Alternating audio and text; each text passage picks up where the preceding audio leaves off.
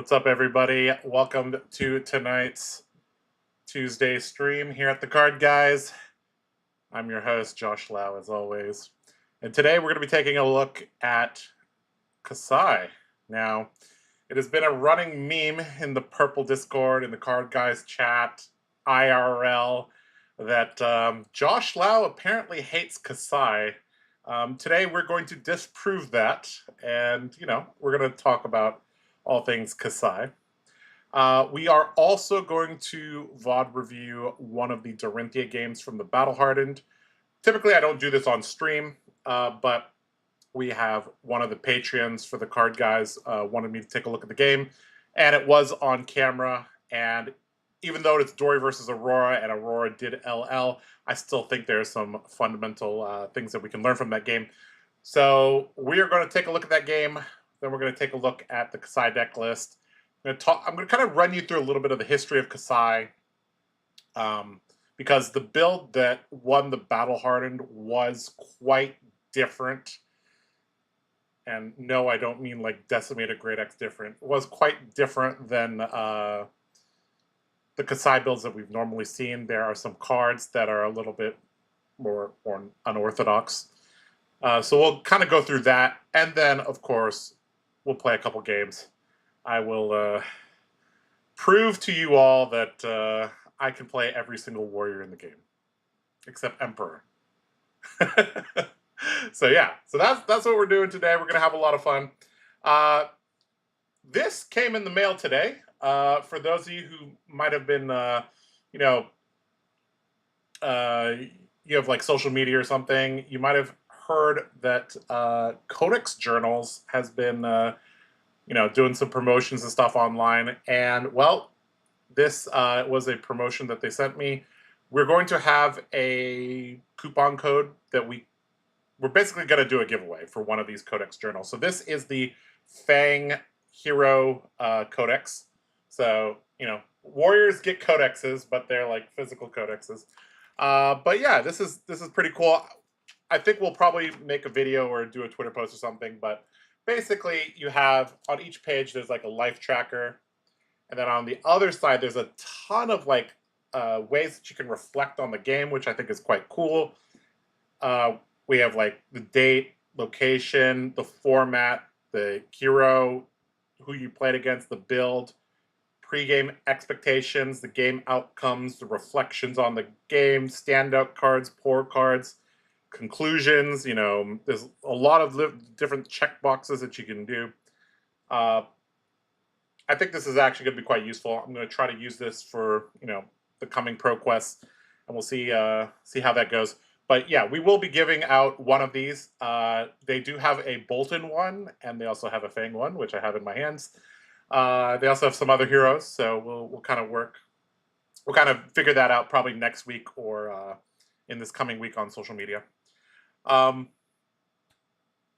week in Flesh and Blood, I did play one pro quest. I did not do that well. I ran into some matchups that are not very good, like Victor and Florian. However, my teammate Damian Riggins did manage to win on basically the same deck as me with Dorinthia. I think he was literally the only person that wanted PQ with Dory this week. So we got some LL points for Dory. So yeah. Quick news. Aurora LL'd as we predicted last week. In fact, she overshot it by quite a bit. Obviously, that has large implications on the metagame. If you've listened to the Dev Talk, which I highly recommend, is one of my favorite little series that LSS produces, they do talk about how they are moving up the BNR. So Nathan will be talking about the BNR predictions tomorrow. So if you're interested in that, he will definitely cover that. If you had to ask me what I think is going to get hit, probably something from Florian. Maybe Remembrance gets hit. Yeah, something along those lines. Basically, the things that are unfun or create degeneracy is probably going to get hit. Yeah. I think warriors, though, are pretty safe. I don't see anything that we do is that degenerate, so we should be okay. All right, let's quickly catch up with chat, and then we're going to take a look at that Dory game, then we're going to do some Kassai stuff. So, M-I-L-K, yes. We have Milb, Mild, MILF, Milk, and Milo. Which, now that I say Milo out loud, I have literally never heard somebody say Milo for Man I Love Olympia, but that should be a thing, right, guys? Milo? Milk, water, milk. I thought Josh hated Kassai. Oh, hi, Kyle. This is her sister, Kassai. Okay, yeah. Kassai isn't draconic, and for that reason, I'm out. Barbara from Shark Tank. I like that one. I'm ready for Decimator Kassai. We are not gonna stoop to that degeneracy yet, Nick. Quick question: do you think this could make the way to Dory hatchets? Dory hatchets is traditionally run more defensively. So I'm going to go over this in the history of Kassai, but basically, like, back literally 1 year ago at this point, like, yeah, 1 year ago, we had Dory and Kassai as the dual-wield warriors. And there really wasn't a reason to run Kassai back then, unless you really wanted to target Guardians, in particular Victor. But aggressive Dory didn't really, like, aggressive Hatchet Dory didn't really exist. So this is kind of like a revolutionary thing. Finally here for a live stream. Well, thanks for joining. Excited to see this. Played a few games and had a lot of things felt like a huge miss. Obviously, I'm way worse than that guy that won, but just seem to be missing some things IMO. Okay, so the number one tip I could give you for piloting that Kassai list is you never want to go down to 0 gold, because your deck stops, like, different lines that would be available no longer are available, and that's really, really key. Blade Flurry above rate for Warrior banned. Oh god. If they banned Blade Flurry, I would have to check my calendar and see if it's April 1st, because there's no way that's happening. Hi, Josh. What's up? DG and Lightning. What's up? What's the plan for today? We know you all hate Kassai. Oh, no. We do not hate Kassai here at the Warrior stream. They're probably going to hit Florian to try to keep him in the format longer, and aside from that, I have zero idea. They could hit a lot of things from Florian. They could hit Millennium Tree. They could hit one of the weapons, either Reaping Blade or Scepter of Pain. They could hit Rootbound Carapace. They could hit Seeds of Tomorrow. I don't think I'll hit Seeds of Tomorrow, but, like, there's a lot of options. Hello, Josh. How are you? Well, I'm doing well. You know, anytime I can play some Flesh and Blood, I'm always a happy man. All right, we caught up with chat. Let's take a look quickly at that Dory game, and then we're going to get into Kassai stuff. So let's see if I could do this right. All right, so we'll go over here. There we go. All right. Unmute that. It's Aurora versus... All right. Okay, so just to... Let me turn my headset on. Okay, so just to set the stage here, this is Dory versus Aurora. We are joining several turns into the game. Ryan did send me a message and said that the stream didn't cover the first couple turns. So basically, the Aurora went first. Arsenal passed. Then Ryan attacked the Aurora player. The Aurora used some armor and a card. And then the Aurora player played a channel and attacked. And Ryan blocked with some armor and a card from hand. And then the stream continues from here. So let's take a Is look at this here. Dorinthia Sage Husano. I'm going to turn down the commentary quite. I might even let's just turn it off.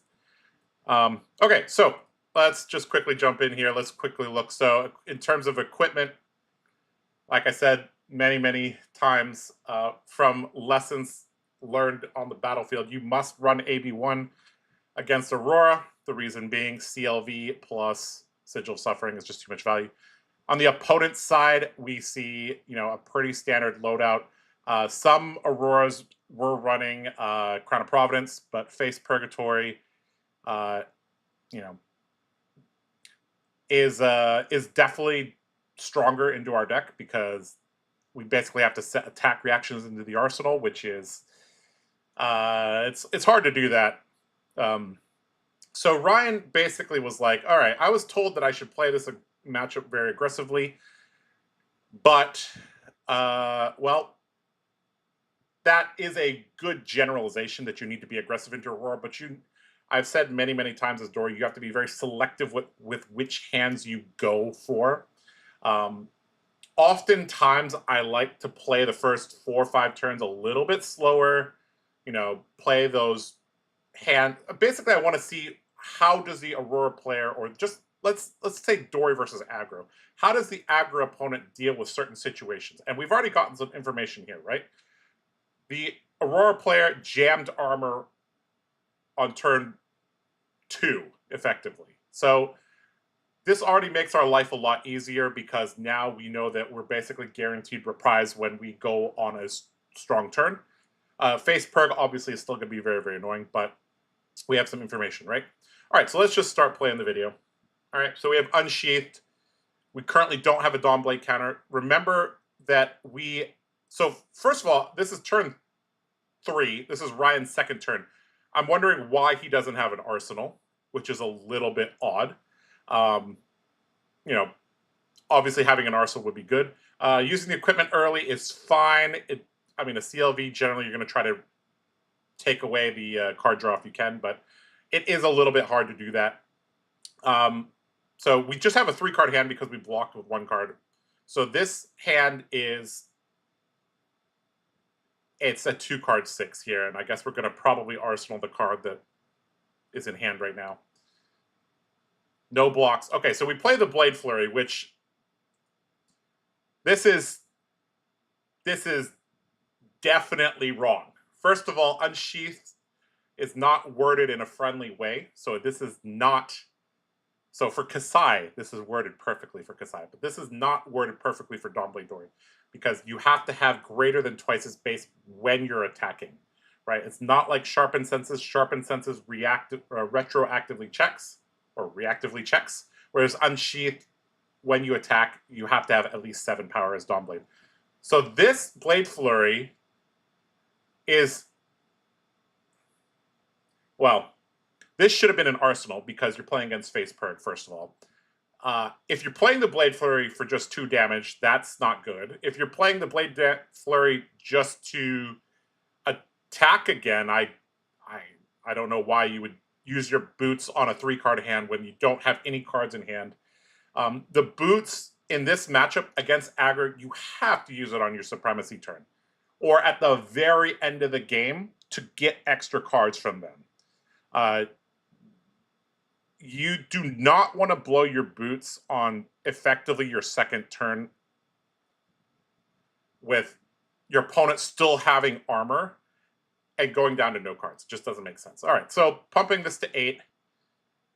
There's no D-reacts in the Aurora's hand. This is going to take 8, drop to 26. On hit, going to blow bolters. Oh, boy. Oh, boy. I do not agree with this. Making a Vigor token with the Grains, I really don't agree with this. Ryan, I think you're watching. I'm sorry, I'm going to roast you pretty hard during this, but I literally just talked about how CLV plus Sigil Suffering is the whole reason why we have to run AB1. Going down to no resources is so bad here. Your opponent can basically jam the armor plus a 2 block plus the 4 block if he has a Sigil Suffering, and he'll replace his card, deny you, and it's just, Sorry, this is only coming in for 5. He just needs 1 armor plus a sigil.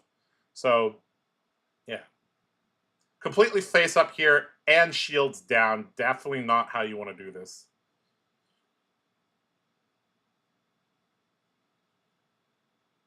Now, the fact that the Aurora hasn't made a play immediately means they don't have sigil, which is good. Because grasp plus sigil here would be the worst thing in the world.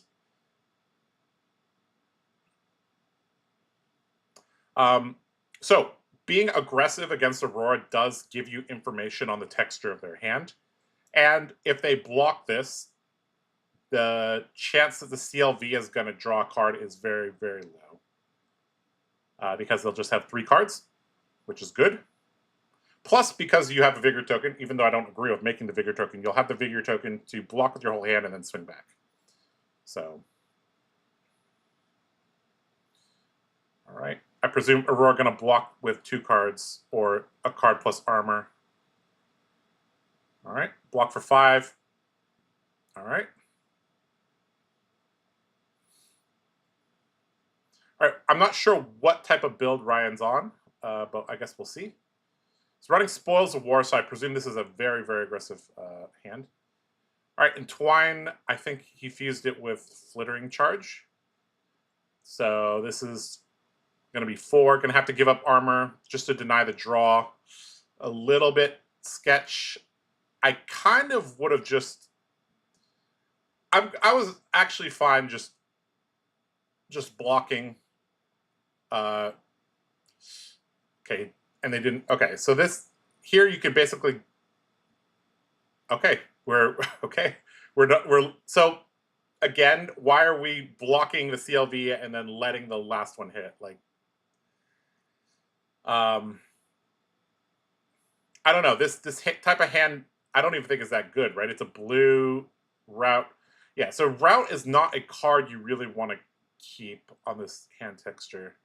Because this hand costs 5 in order to do anything.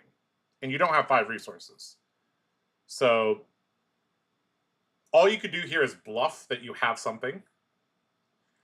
You're not even maintaining a Dawnblade counter, so that's... Yeah, This is, you did not catch the Starfall, didn't have go again.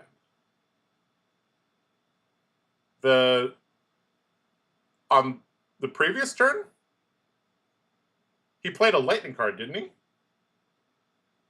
Didn't he play, isn't Flittering Charge a lightning card? My thought process here is that I need to get cards from their hand every turn so I don't get blown up by 12 to 16 damage from their full hand. So you got to think about what's the strength of Dorinthia. The strength of Dorinthia is once you have a Dawnblade counter, you're above rate. Now, the best way to get a Dawnblade counter is to not have to fight for it. Okay, so route, you could, okay, I guess you declined to route anything back, which causes the attack to not hit because Sigil of Suffering was there. Okay. This game state is still okay. In terms of equipment, you are down a bit, so. We also haven't seen a D-React yet, which is, like, I guess your deck is very, very aggressive because we're at, like, turn 5 now. So, obviously, things like Sync, Fate, Shelter are obviously very, very useful. Is that a yellow Fatal Engagement? Oh my god. Okay. Okay, that's interesting. That's very, very interesting. I've okay. Ethan pulled it up on the card viewer in the corner. You guys can't see it on stream, but it's there. Okay, interesting. Okay, so this hand is very good, very, very good. But guess what? You don't have your bolters, so it's way less good. Here, I think you have to just play the Steelblade Supremacy. You're IPing yourself if he doesn't block, which he's very likely to not block. Obviously, you can play the Iron Song response for no value if you want. Looks like there's a Sink below, although I doubt Sage is going to block. that Sink Below and Arsenal paired with the armor is really, really powerful. So,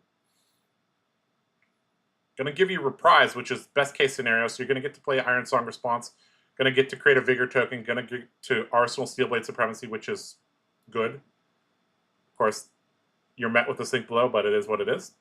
That's fine. So Aurora, basically, so if we think like a high-level concept, so Aurora has D-Reacts in her deck. So she's not going to be able to throw 12, 16 damage hands consistently.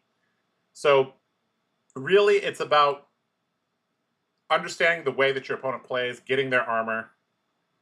Ravenous Rabble going to be annoying, obviously. So you have Glistening Steelblade in your deck. That is super ultra aggressive, which is fine. But there's no pumps in this hand, so this is another hand where you just have to lay it down. Also, that card in the Aurora's arsenal has been there for a few turns, so I'm getting kind of concerned. Gonna Electromagnetic it back, gonna throw it out again. And here I just block with the Glistening and just come in with a 2-card 6. Okay, you just decide to take some damage, which is okay.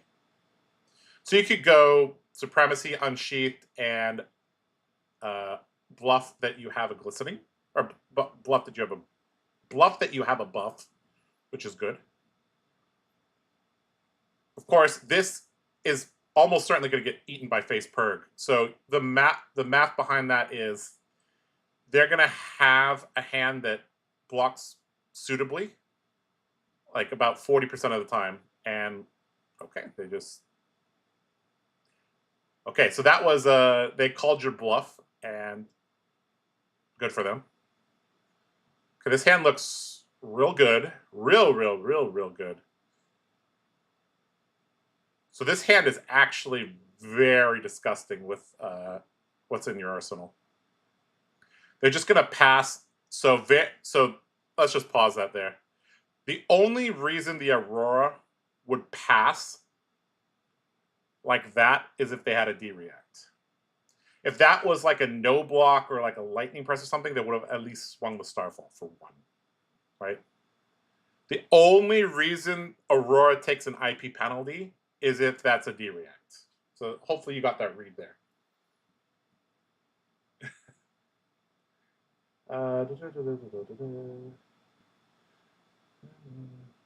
Also, I do need to know how to better block with Dory, because in my mind, I always want to make my hands work.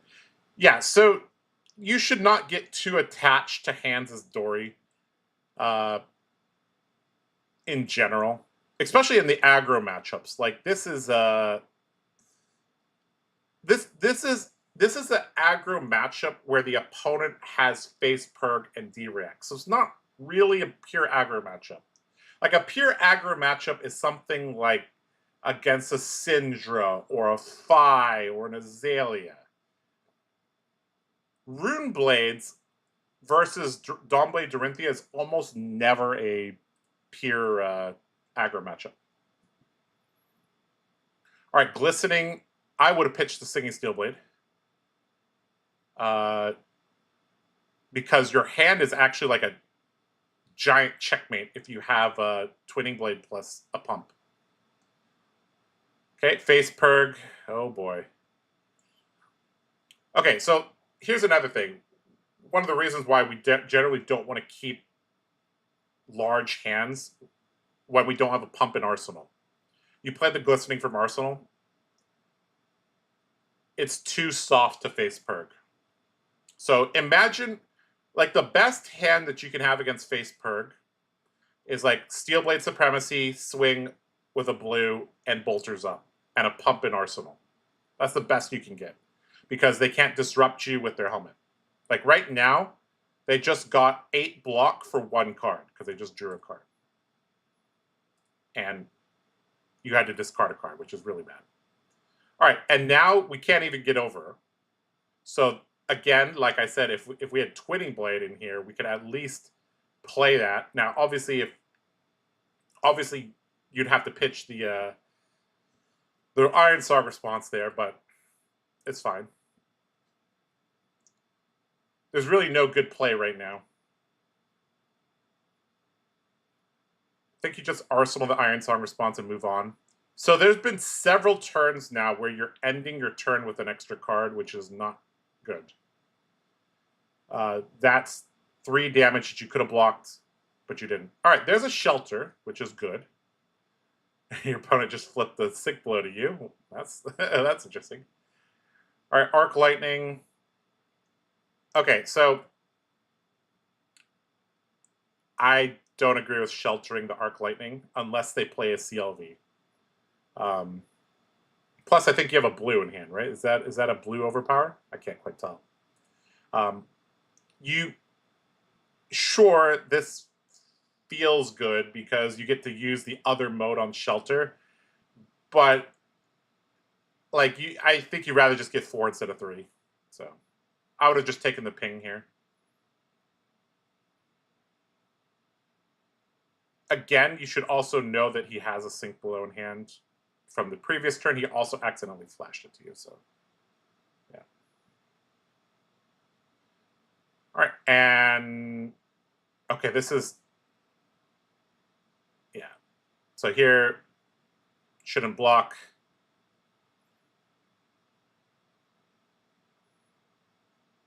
You're going to lose value if you block. So you take 1 damage.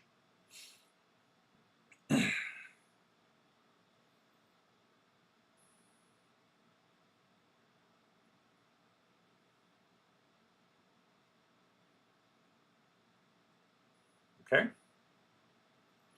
And current funnel, this is a very weak follow-up. So here, I think you just take it. Now again, look at your hand. Your hand does not have go again. Now, why does your hand not have go again? That's because you already used your boots. So again, this hand would be much, much better with go again, but yeah, we just have to pray that the Aurora is going to give us reprise. Which, very unlikely because they just set sink below into arsenal. So they're not afraid of anything. Plus, this turn is not threatening at all. Definitely play the Singing Steel Blade out there for 1 damage. There's no reason. So you've IP'd yourself twice now. You do that 3-4 times over the course of the game against a deck that's as efficient and streamlined as Aurora that you're going to lose. So, all right. So your opponent there is reacting to, oh, you had to shelter again for arc lightning. Who cares? If there's no CLV attached to arc lightning, who cares about the arcane damage? It's again, it's a cute play, but 4 is bigger than 3. All right, E-Strike, go again. Or E-Strike, draw. Oh, sorry, it has go again for the arc lightning, so that's a great play there. All right, so we have a Warrior's Valor, Singing Steel Blade, and some other card that's a warrior action that I can't quite tell. Oh, that's Iron Song Determination, I think. I could tell by the flavor text. Okay, Rune Chant and Starfall, sure. So here,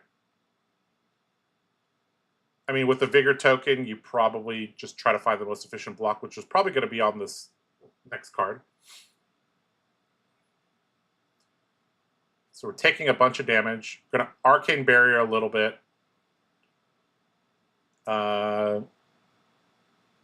And so again, you got 2 block out of Arcane Barriering with the blue instead of just blocking. Now, of course, you didn't know that there was going to be a 0-for-4 follow-up at the end, but that's another value lost there. Sorry, I broke boots. It won't happen again. It's okay to break boots. Just there needs to be a purpose to it. All right. Your opponent blocked with a sink blow from Arsenal did not sink. So what does that tell you? Skyward, sorry, another Arc Lightning. Do you have a sigil this time? No. But you're going to Arcane Barrier it, which is fine.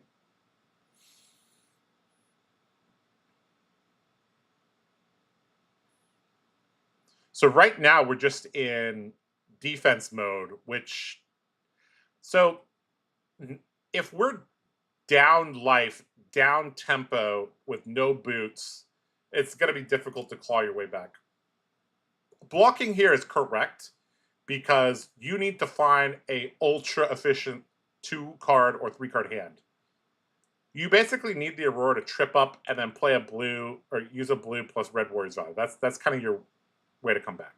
All right, they're setting up here so that you're actually going to get to keep some cards if you want. No, never mind. This says go again, and that's Skyward Serenade. So you're not going to get to. All right, so we're just leaking damage now.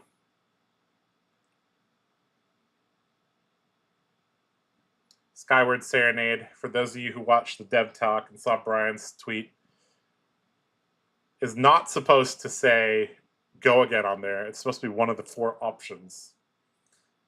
You're supposed to have the option to create an embodiment of lightning, search your deck for a Skizik, give your next attack +1, or have go again on Skyward Serenade.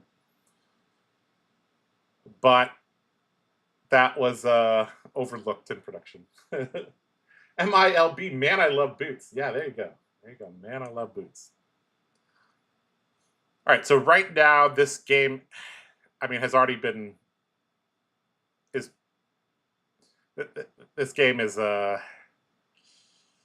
already over, I think. In this matchup, you have one shot, one opportunity. Okay? You know, that Eminem song, okay? You got to make the most of it. And often that involves your... So you got to think about what's a favorable game state for Dory. You have a Dawnblade counter, you still have your boots, and you have an arsenal. And then you're going into the turn. That's when your deck sings and does well. Right now, you're basically just stopping the bleeding. And yeah, this game is effectively over. All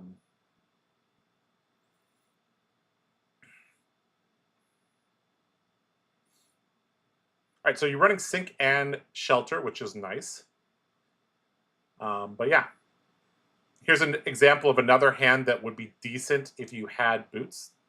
Obviously not amazing, but you know, at the end of the game, a yellow plus Blade Flurry plus boots can often, you know, swing tempo.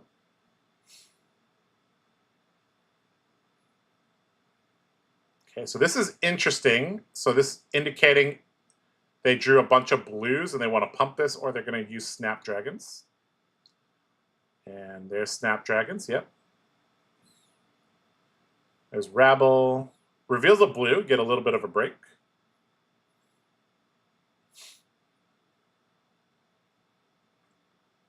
Taking 2 is reasonable there. And they're going to play Gone in a Flash, and they're going to Arsenal the Rabble. So you're going to get to keep 2 cards. Sure. Another option there was to look for a... Okay, going to block for 6, which that's okay. You have something in Arsenal, which is... I mean, you drew a Sink... You have a Sink below in your hand, and you kind of want to use it to attack with Dawnblade, but it's also really good on defense. But is it pretty... Okay, you're just going to pass, which is okay. That's okay if he drew like a CLV plus Sigil. So, all right, Rabble going to reveal CLV. So there's the second CLV. Going to block 3-on-3, which is fine. Lightning Press is going to take you to 3.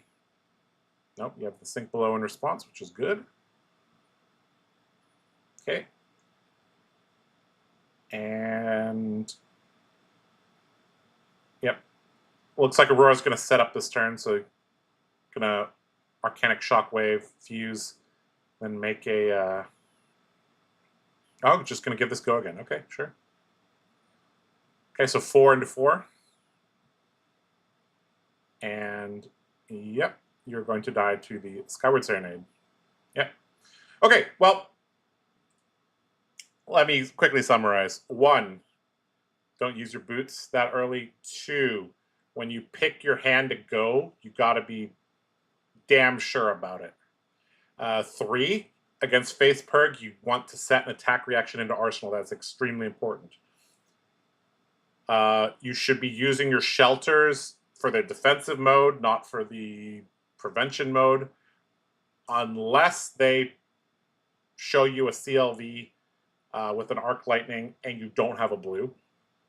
And you should not be IPing yourself like 4 turns in a row. And you gotta think about what is a favorable situation for me. What does that look like? How do I get to that favorable situation? Because once you fall behind in terms of equipment, in terms of arsenal, in terms of tempo, in terms of life, this matchup is done. So, yeah. Okay, so I know you guys, I know this matchup, you're no longer going to see this matchup, but there's still a lot of fundamental things that you can learn from this matchup. This matchup, very reminiscent of Briar. Obviously, they're Lightning Rune Blades. And there will continue to be Rune Blades, aggro Rune Blades, or just aggro decks that have split damage in the future. So, yeah. All right. Let me look at chat, and then we will talk about Kassai. All right. Okay. Ban Melting Point. Oh, boy. Excited to take Fang to my first armory, hopefully going next week. Sure. Josh, I could see Kassai running CYB. Oh, boy. Dark times indeed. I should go to bed. It's 3 a.m. and I got another PQ this weekend. Yeah, you should probably go to bed. As much as I would love to have you as a viewer. As long as CYB is in the meta, I don't think they'll ban Reaping Blade. Okay, so that's another consideration, is they might actually ban CYB. Like, they might ban Reaping Blade and CYB at the same time. We'll see. I have a Dory question. If you're not running CYB against Scepter Florian, would you run Arcanite Skullcap in the inventory? If you're not running CYB against Scepter Florian, you need to run AB1 and you need to go fast. So the whole reason you run AB1 is it effectively gives you 10 to 12 life on their combo turn, because you can Arcane Barrier. So it's very important.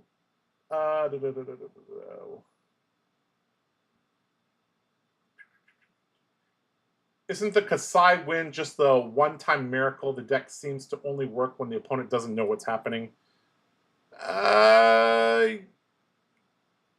We'll discuss that. We'll discuss that. That could be the case.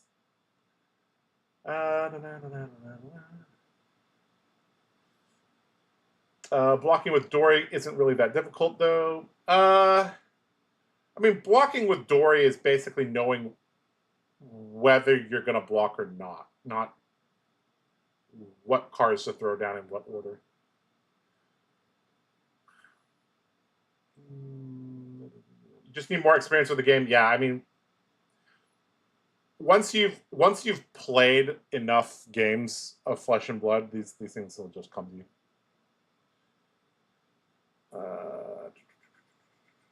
Why is Rune Blade equipment allowed to be so good? Shake my head. I have no idea. Rune Blade equipment's really good. Skyward Whoopsie. Yeah, that misprint was yeah. You don't buy the misprint, really? I could totally see that as a misprint. Someone looked at the intended version and thought, wait, they accidentally made it go again.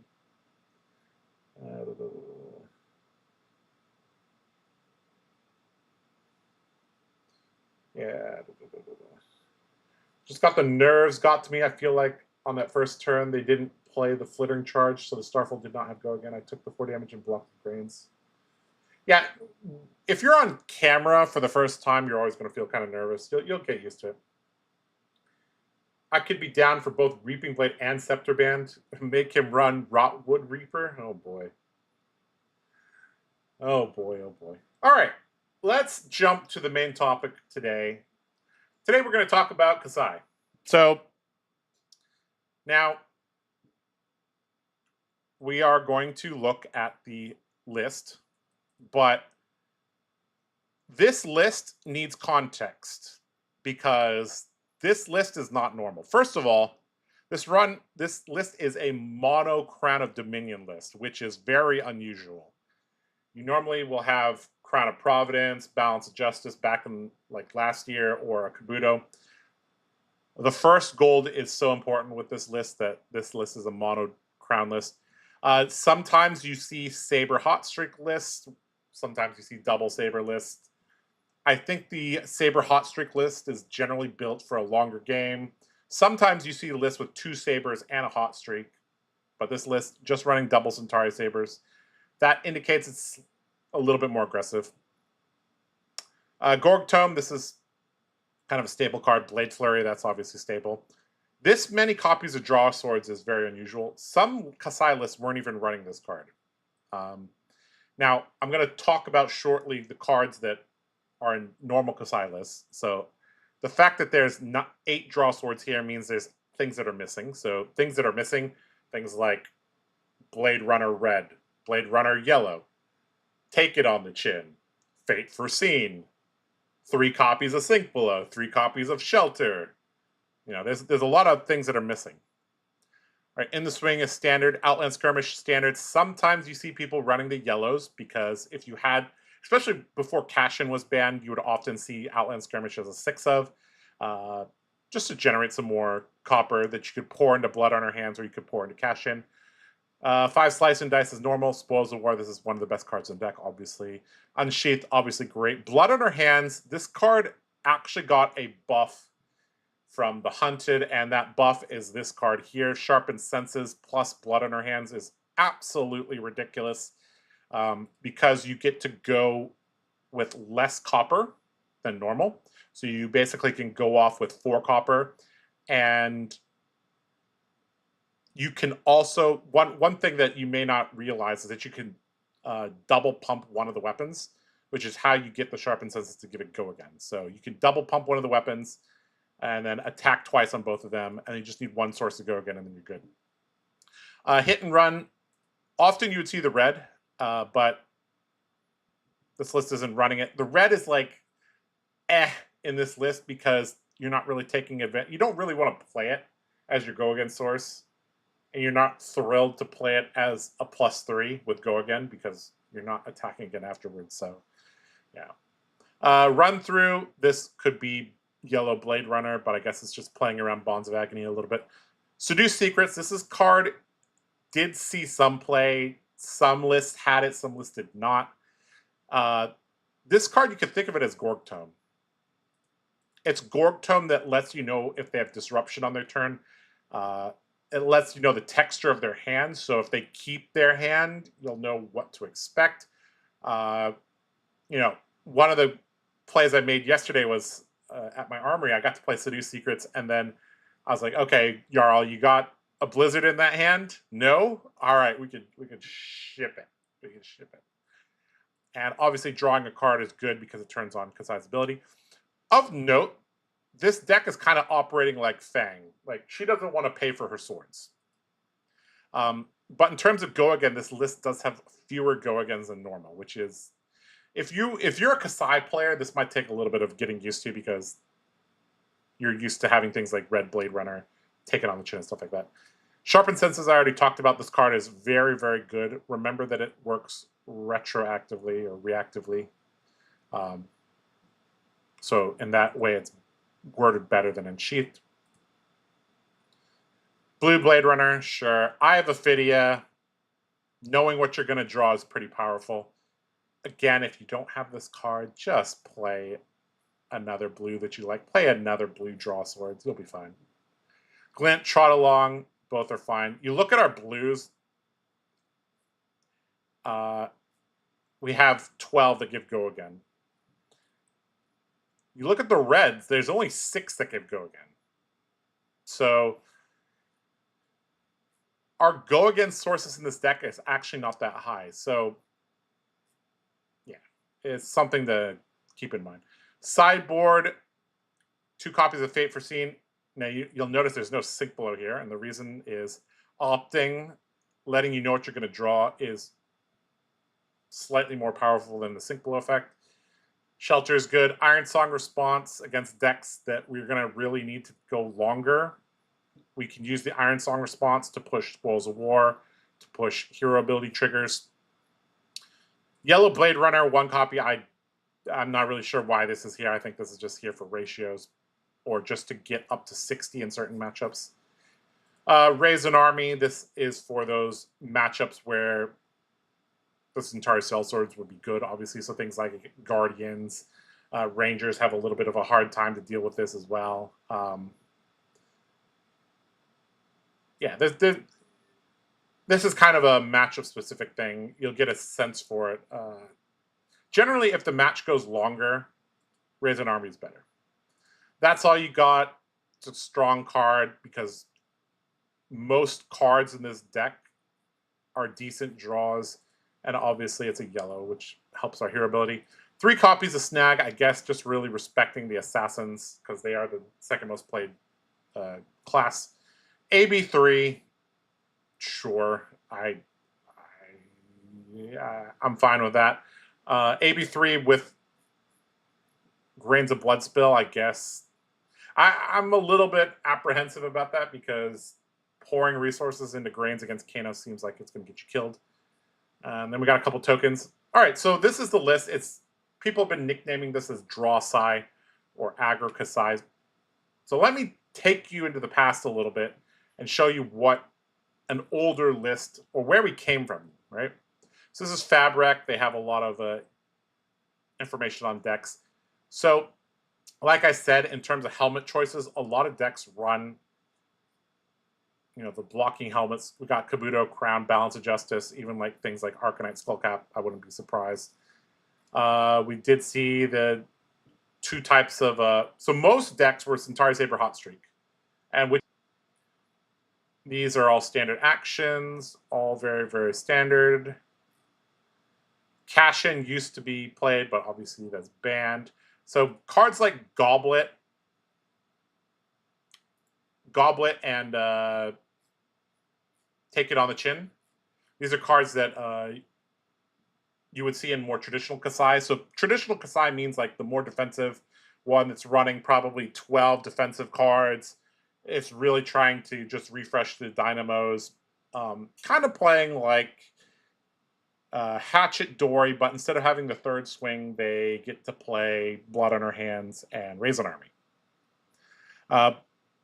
So yeah. Also, this deck is not running any attack action cards, so no poppers. Nourishing Emptiness, this was a classic card in Standard Kassai because you could activate the Kassai hero ability, banish, the other Nourishing Emptinesses to turn them on, so you get to play these again and again with the Dominate and +1, which was good. But this, like I said, this Battle Hardened list is trying to get in there and be aggressive, so it's not running that. So yeah, as you can see, look at this. 91% of decks playing the Red Blade Runner, and this list is not. So like, if I were to change this list, which I'm not going to for this stream, Blade Runner and Take It on the Chin seem like cards that are just so good. I'm wondering why we're not running that. Yeah. All right. Provoke, another card that's very good for Dual Wield Warrior. But if we really want 15 blues, I could see this as being, the good blues. Like Hit and Run, Glint, Trot Along, Blade Runner. I agree with all these. The only Go Again blue that they're missing is Precision Press, but we don't want to pay for that. So Jagged Edge, this is a card that we don't really need now that Enigma's gone. Shift the Tide of Battle, this is a card that used to be seen in the old days. Standard D-Reacts, like I said, most of them were running like 3 Sync, 3 Fate, 3 That's All You Got. Now it's Shelter. Basically, you're generally running 9 to 12 of these.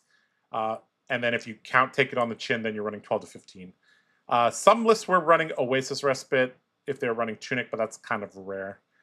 And yeah, so that we basically used to have a more traditional dual wield warrior that had more defensive cards, more nourishings, more go again, more armor. But now this list is a list that is very, very aggressive, but again, kind of like Dawnblade Dory, is very, you got to pick your aggressive moment very carefully, because if you go down to no gold, the hero starts to fall apart. So we kind of, basically, we want to get our second gold relatively quickly, and that'll kind of keep our engine churning. And basically, we're going to play towards a solid blood on our hands turn. That's kind of the objective of this deck. Okay. All right. Let's see here.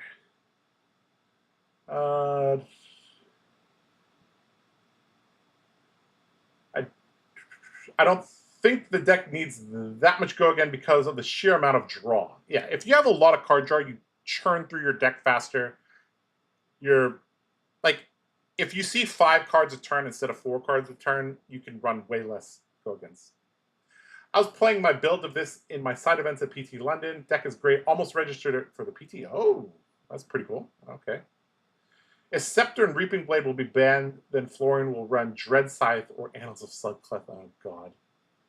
Rune Blades have more weapons than warriors. What's going on? AB3 always feels bad until you're sitting across from a wizard. Yeah. You're like, damn, I'm playing with a 78 card deck. Audio desynced for anybody? Well, hopefully that sorts itself out. All right, let's, like I said, I'm not going to make any changes to this deck. If I were to make changes, I would probably add some more Blade Runners, but that's my Dory brain talking to me. I also think Take It on the Chin is probably decent enough to play. Like, in the Card Guys chat, we were talking about like what warrior card could possibly get banned, and I think one of the most powerful cards that Warrior has is actually Take It on the Chin, but not all of them can use it. So,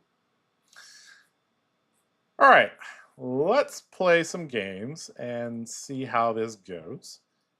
Now, nope, that's not what I wanted to do.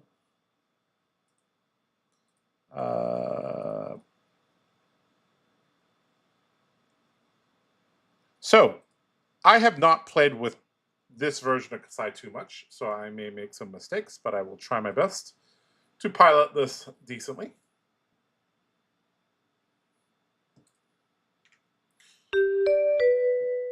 All right, we have a Riptide, which is really bad. I'll just be frank. All right, so I'm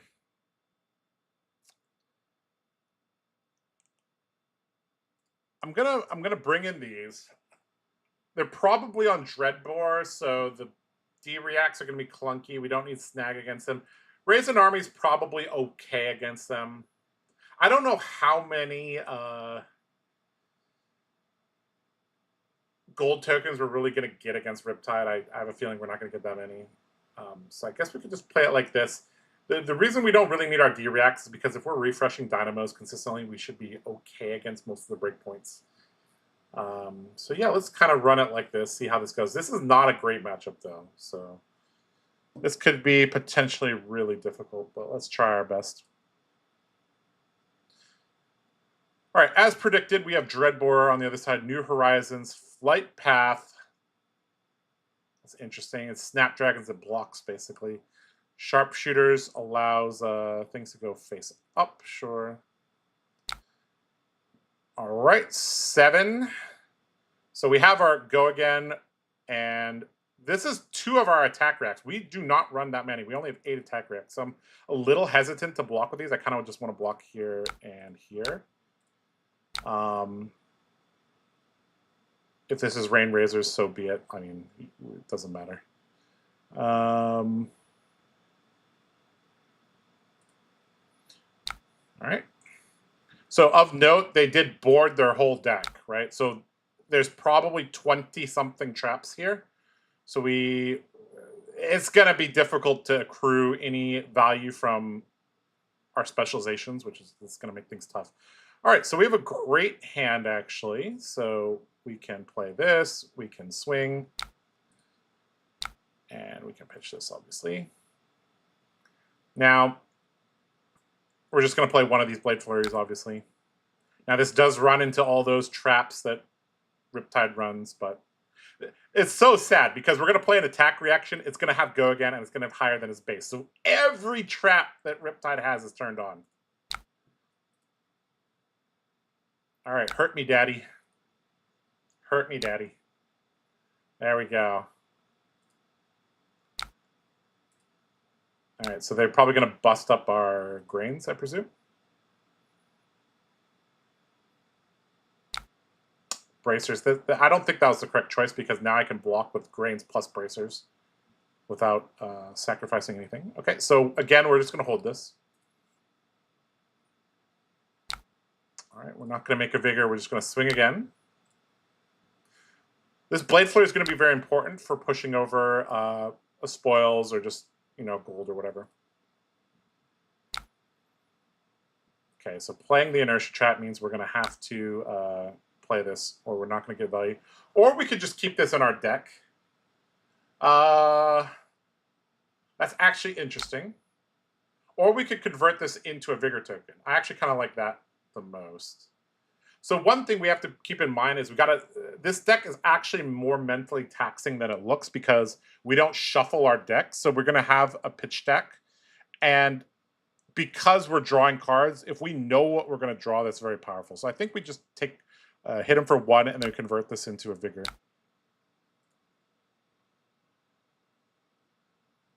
Okay, so the start of our pitch stack can start with the slice and dice, and then we have a Blade Flurry. All right. Okay, so we drew a draw swords, but we didn't draw blue, so we're just going to block with it. We're probably just going to block with... we could block with 2 cards and just poke back with the hit and run in the blue.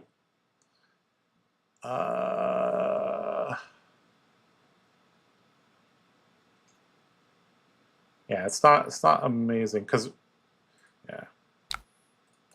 All right, we'll go like that. And we're just going to play a 2-card hand.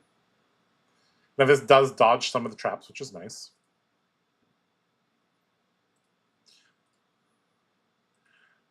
I also believe I know who this Riptide player is. He's quite good at the game, so. Oh boy. Guys, I get stream sniped constantly. It is my life. All right. So we're filling the graveyard up right now. We could activate Kassai, but obviously we don't have like the right tools for that. All right.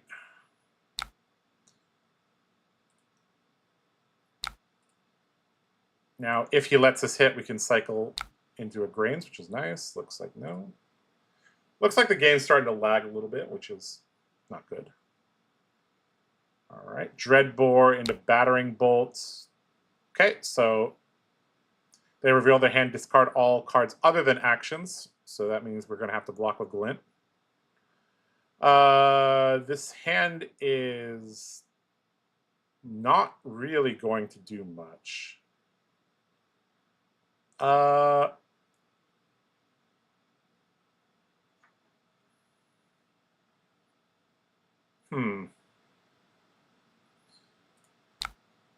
These cards are really good, but we don't have any of these things right now. I think we might just play the blue draw swords. It does, or we could just attack and then glint. That's also fine too. Putting a blue on the bottom is good because we pitched a red and 2 yellows. All right. Based on the Riptide boarding up this high, we're likely to get reprised, which is nice. Yep. We'll take it. This card's good, but we don't have any copper at the moment. It's not a card I'm thrilled to put in Arsenal. Okay. Okay, they're blocking with their equipment, which means they might want to use them. Which is fine. We'll arsenal this. Okay. So this is like the type of interaction that we're not thrilled to see, because they played 2 cards, they're going to get 3 cards from us, which is not good. Again, raise an army, not looking great here. Blood on our hands, not looking great. We have to... There's a lot of things we have to keep in mind, because we need to have these cards eventually, but we're like, it's not good here. So we could just block 3 cards. It's okay. It's not great though. Basically, we're looking for spoils of war. That's... Yeah, or we're looking for an opening where we have an attack reaction, because yeah, using the Kassai hero ability when we don't have an attack react is really not going to work against Riptide. So there's some merit to using it here, because maybe Riptide wants to keep his whole hand. Wow. Interesting. The last 2 turns, Riptide has been blocking and with like equipment. Okay, we drew our spoils of war, which is good. Codex. Okay, so anytime... So Codex users are obviously really, really painful for dual wield decks. Oh boy.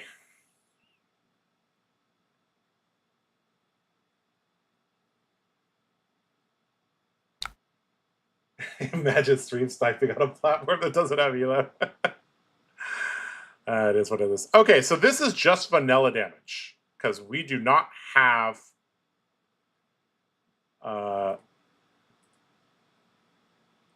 So if we want to be very aggressive here, we could pop our gold with this and try to draw a blue or something. We don't have an attack react. That's the issue. So the spoils of war is less likely to hit. I kind of feel like I kind of want to make something happen here, so I'm just gonna... He's gonna get to see our whole hand though. But we're gonna play our whole hand, so I guess it's not that bad. All right, so we're gonna... we probably shouldn't try to make something happen on a frailty turn though. It all just feels bad. It all just feels bad.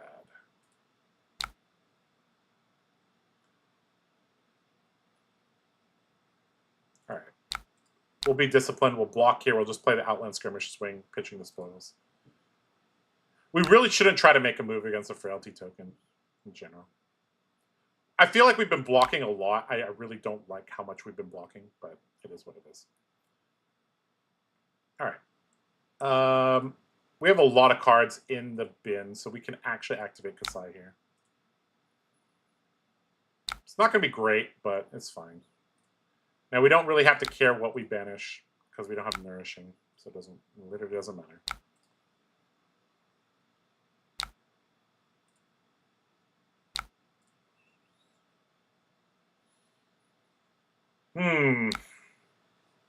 Okay, so I presume they have a D-React.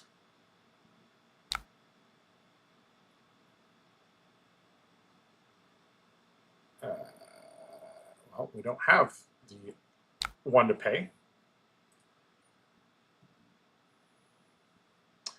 Now, we do need to keep up some level of tempo against them.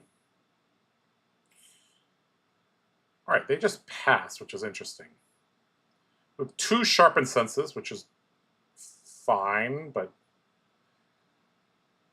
All right, so we're likely to get a gold this turn because we have an in the swing. So let's just activate the gold.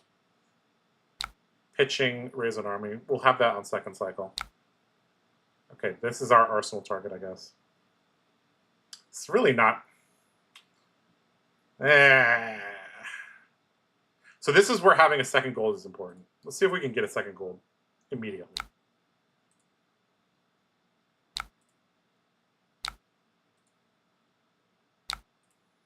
We've already blocked with 2 blood on our hands. We need to be very, very careful with the third one.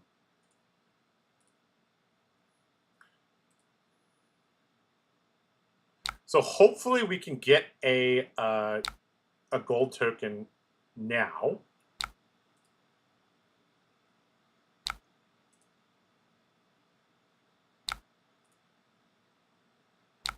So we can pitch it to, or so we can cycle this basically. Okay. Frailty Trap, so good against our deck. It's a 0 for 5. So good. Okay. Got another one. So bad. Sure.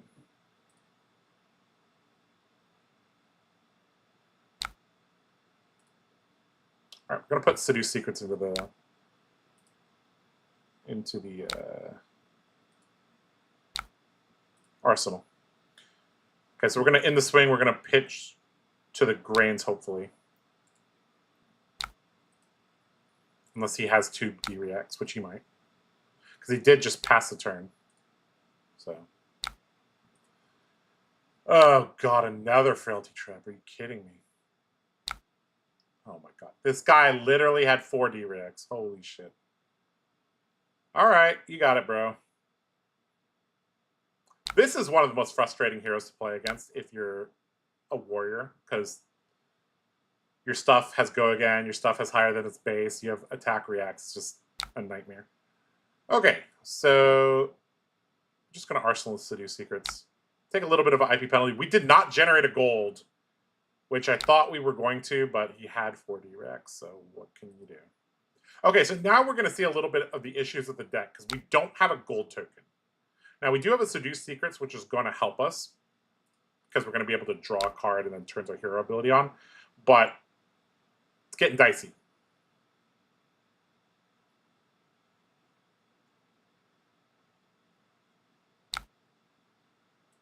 Double Frailty token, when we started with no Frailty. Oh, boy. All right. Okay. We're going to play Seduce Secrets. We get to look at their hand. Could target ourselves, but obviously we won't. So Sedation Shot on top. Their hand is Seek and Destroy, Plan for the Worst, laced with Blood Rot, so they have no D-Reacts in the hand. Their hand blocks 2, 3, 3, 2, and they don't have an arrow. Interesting. Okay, so this hand's quite good then. All right, so let's play Draw Swords, just so we can cycle this. Okay, this works. All right, so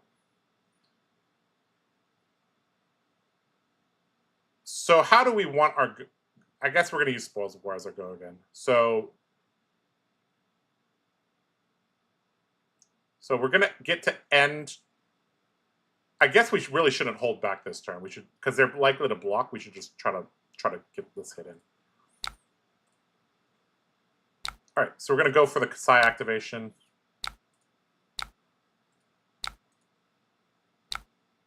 Slice and dice, and we're gonna try to get in there.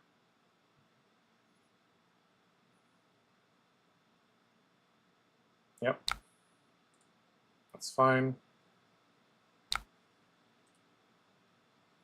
And this should hit true, unless they give us Trench, which I don't think they will. Really. All right, so we don't. So he has Plan for the Worst. Gonna play that next turn. Okay, he undid his turn. That's fine. Okay, gonna block there. All right, so we definitely want our gold tokens. So we're gonna play this. Plus, we can make a Grains token. So we're definitely gonna do this. Hopefully, this is not a direct.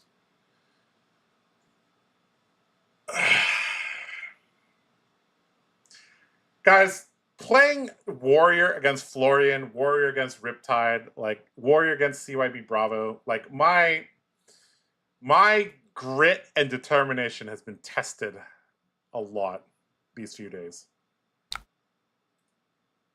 All right, what does this hit? It hits Seduce Secret, so I lost a life from having 2 of them here. Oh, okay, so that's interesting. So against Spike Pit Trap, I actually do care about what I banish. That's interesting.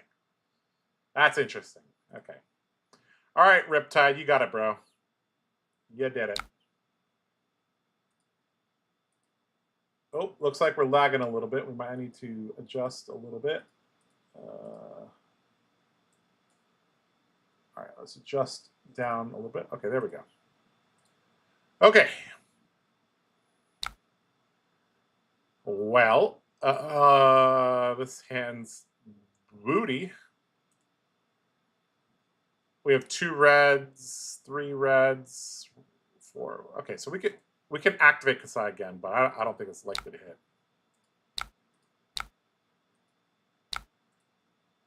Okay, so basically we should be reducing any double copies we have, especially the draw swords from our graveyard.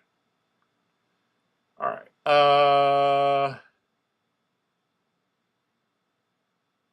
Let's go here. Pitch this.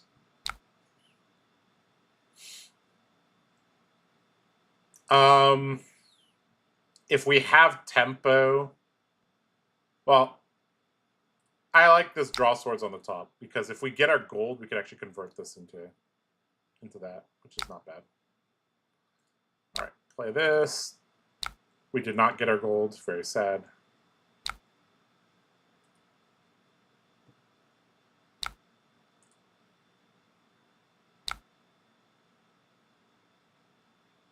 Okay, Buzzsaw Trap, one of the other legendaries.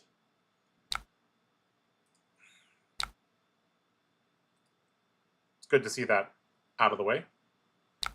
Let's put the Trot Along in our arsenal. Okay, this hand's real nice. Look at this. This hand looks amazing. We could play this Draw Swords, pitching this. Oh, baby, look at that. Oh, so good. So good. And the Buzzsaw Trap's gone. Thank God.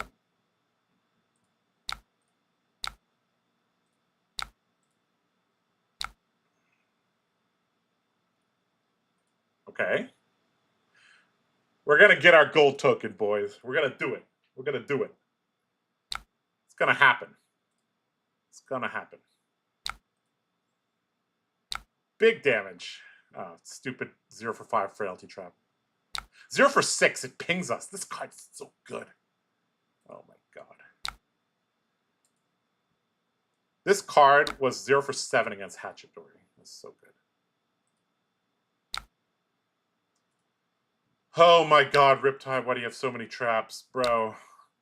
Bro. Stop it. If we don't get a gold token this turn, I'm gonna be pissed. Oh my God, we can't pay 2. Oh no. Please take a damage. Thank you. Oh, this is the hardest earned gold token in existence.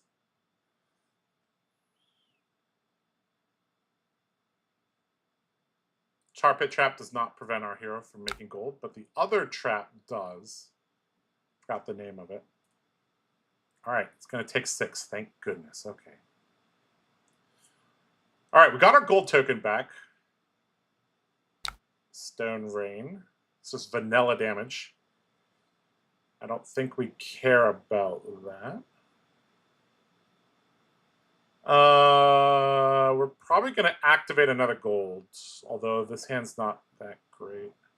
We don't need this, and we don't need this.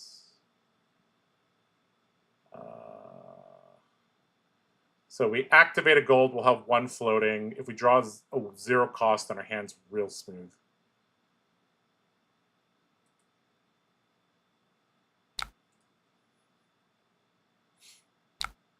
We are behind 13 cards, which is not good, because we didn't board up. They boarded up.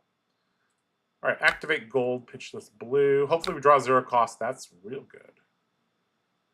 That's real good. All right, spoils. Activate. So here we're almost certainly going to get some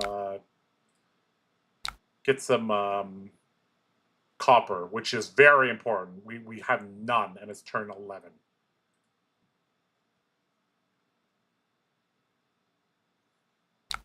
Okay, perfect.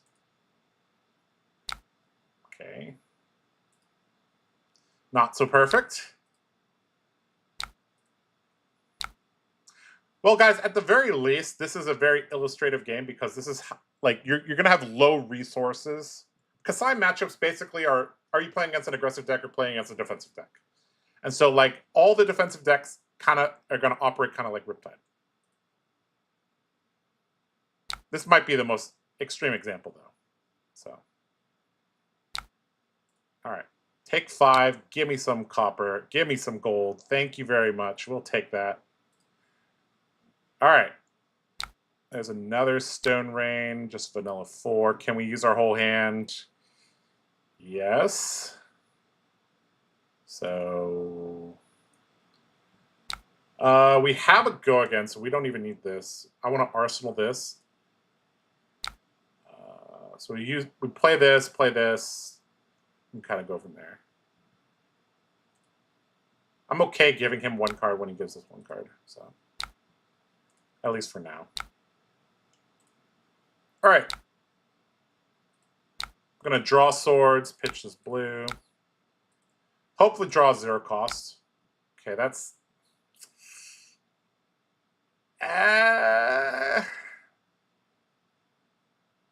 All right, let's see if we can convert this into grains and bracer tokens, I guess. We'll activate Kassai.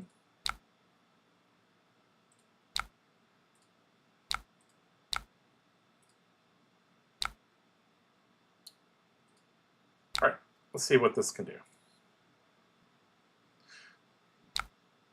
Okay, no blocks. Interesting. Double D-react? No. Perfect. Then we can convert this blue into a vigor, into bracers. And then if he has a trap that we need to pay for, we can pay for that. Or we can just get another vigor token. We'll take that. So we have 2 gold now, 2 vigor, 2 copper. And we're going to have a Seduce Secrets in the arsenal, so that's good. They kept their whole hand, though. So we'll see how this goes. Oh, okay. All right, line it up. Sure. Pitching so this guy's also on Remembrance. So we're going to need to... I don't even know. We're probably just going to run out of cards.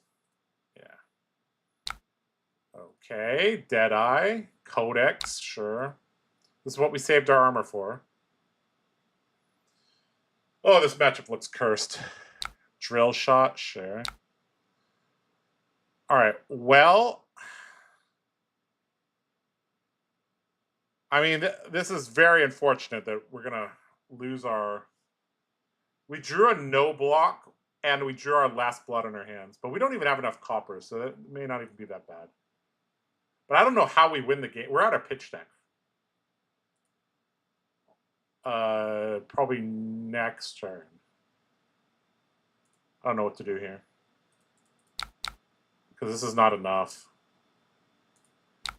I mean, there's only one way to play this. We have to block with these clear cards. Like, yeah. Wait, this doesn't have an aim counter. Hold on. Hold on. Hold on.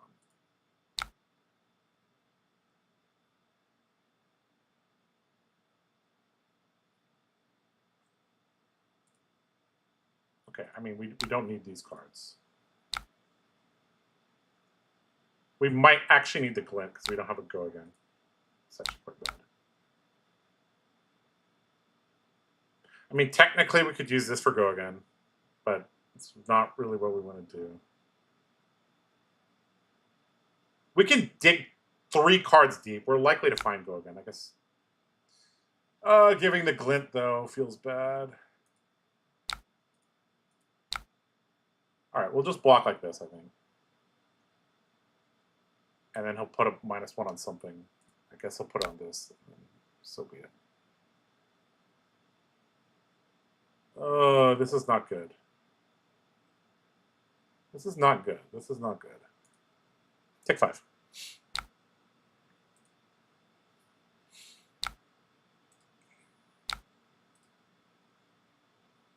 Okay, we just do not have enough cards, I think, to end this against Remembrance 74 card Riptide, like with 83 traps.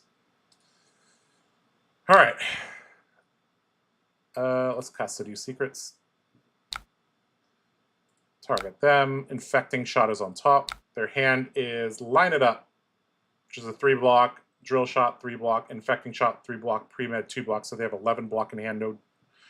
No D-Reacts. Let's play Gorg Tome. Draw deeper into our deck. So this is a start of our pitch deck, right? So we know there's a red and a red here. Yep. We know there's another red for us. Oh, this is just not good.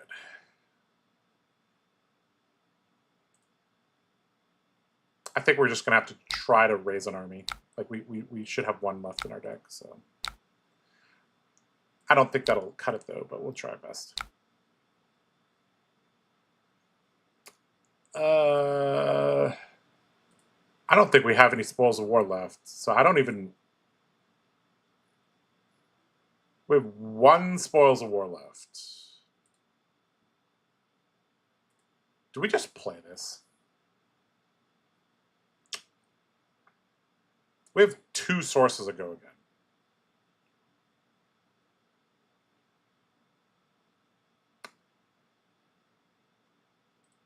Let's just play it.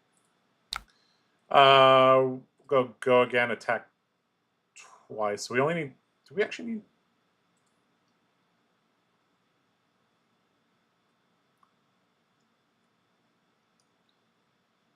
Yeah, we have 2 sources of Go Again, so we're fine. Yeah, we'll go like that.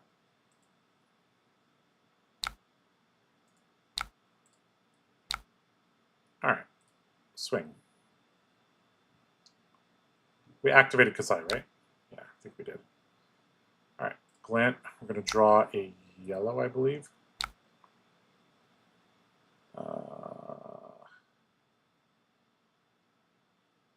We can Blade Flurry here just to get the gold, I guess.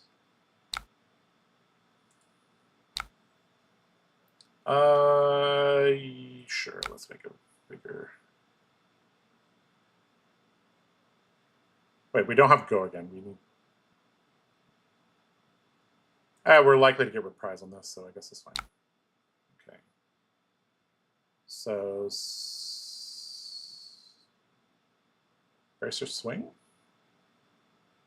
Yeah, Bracer Swing, I guess. All right, let's see if we can get Raise an Army for 3. All right, Glint this. Draw. It's fine.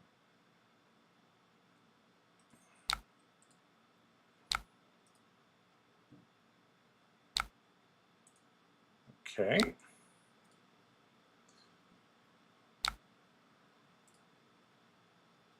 Okay.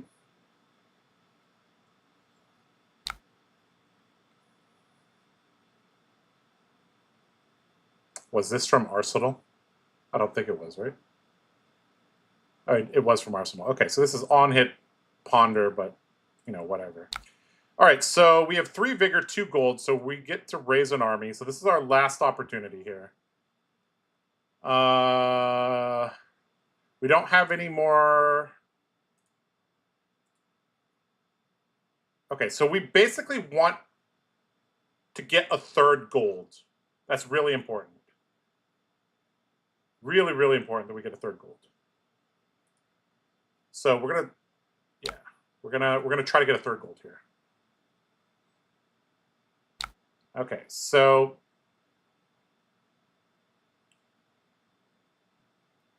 Spoil Swing costs us 2 resources, which is a lot. Oh boy.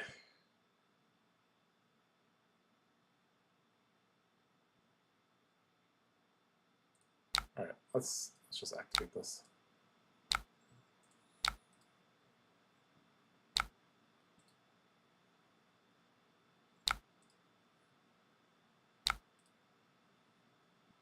All right, we really need this to hit.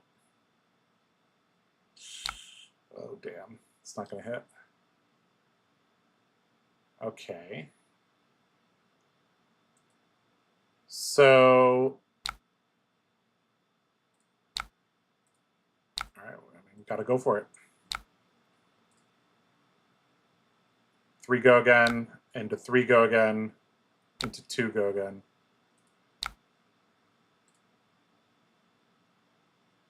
Does he have a remembrance in hand?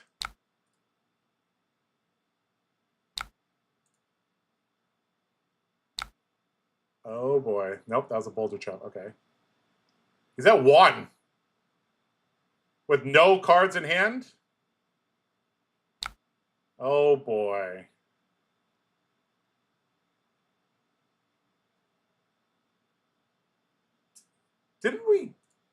Weren't we supposed to get a gold? Did I not activate the hero ability last turn?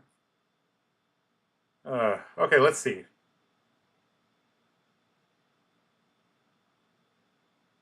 Huh. So this costs 2 resources, 3, 4, 5 resources, which would be here. We can add some damage here. Okay, let's go. All right, he's at 1. Maybe I think we actually barely break through here. I mean, we don't want either one of these. I've forgotten the pitch deck. I've been just annoyed at Riptide. Okay, give this go again.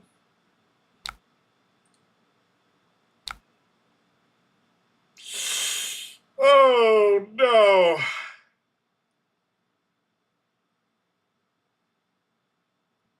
Okay. That's not good. Hopefully we draw blue.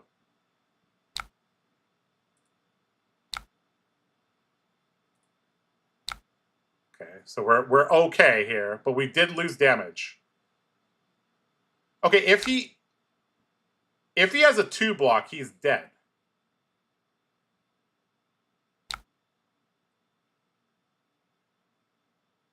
Well, he's not dead if he has a attack action card. No, that still works here. Oh, I think we might be like 1 damage short. Let's find out. That collapsing trap was huge because the hit and run would have killed him there. No way. No way, boys.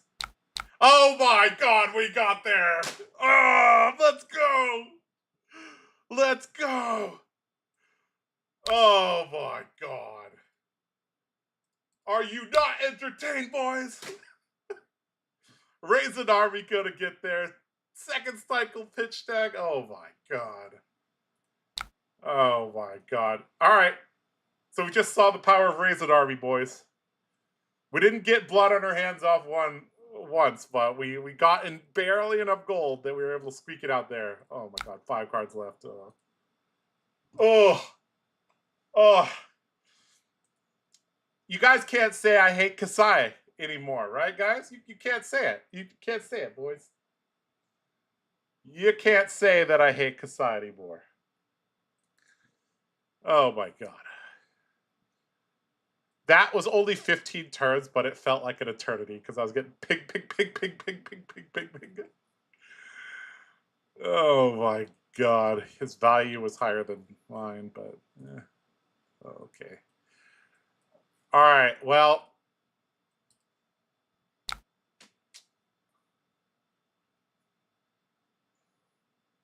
There you go. Hatchet Dory couldn't have done what I just did. Hatchet Dory could not have gotten there. Finally a Kassai stream. Yeah, finally a Kassai stream, yeah. Collapsing makes the swords free. LOL. Oh yeah, you're right. Oh shit, I forgot about that. You gotta believe, man. Yeah, you gotta believe. This is why I subscribe to the channel. Oh boy. Yeah. Create 2 Chromize is still pretty good. Yeah, Dragon's apparently pretty good. We didn't get any blood on our hands, but we did manage to raise an army. Exactly. You were testing it? You took out half your traps with this build. It still felt like a lot, bro. So I don't think it got there because of that. Yeah. I mean, to me, it looks like a pretty normal-ish Riptide deck. Obviously, I'm not a Riptide expert, but it looked pretty standard. I guess you had aim counters. Is that was that like relevant? Yeah. All right. For those of you just joining us, we are playing this deck here. If you've been living under a rock, Kassai won a Battle Hardened in Minneapolis, and you know we've been playing it. Yeah, GG. The cell swords were clutch, exactly. That's people ask me like, hey, why would you play Kassai over Dory when Dory just has higher damage output and the threat of the triple swing, and Hatchets just has higher damage output than Sabers? Well, it's for blood on our hands and for Raisin Army.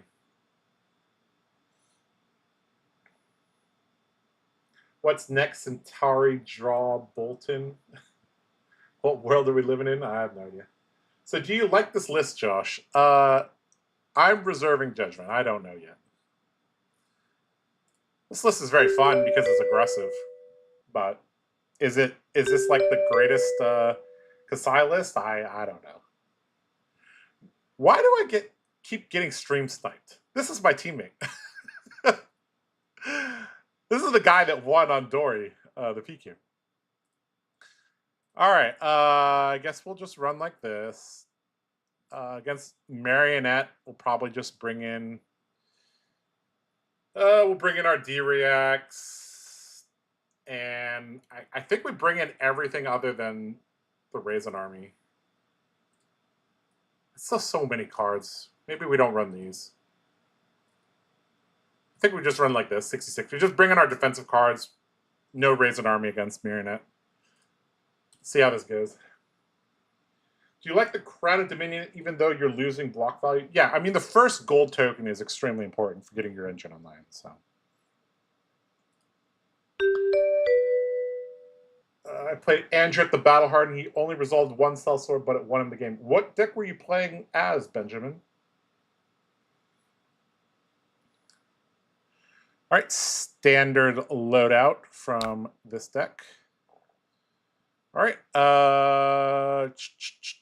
we don't need to sharpen senses this early, so we'll block. It's gonna flick the other one at us, sure, to open up this slot. And gonna go into red back, so this is the one that gets go again. Okay. All right, we just drew the greatest 2-card combo that you can have. We're going to play Draw Swords, pitching Eye of Ophidius. So we're going to see what we're going to draw. We want to draw... what do we want to draw? I mean, neither of these cards are bad. I mean, if we draw it Unsheath, that's fine. We basically convert our blue into resources, I guess.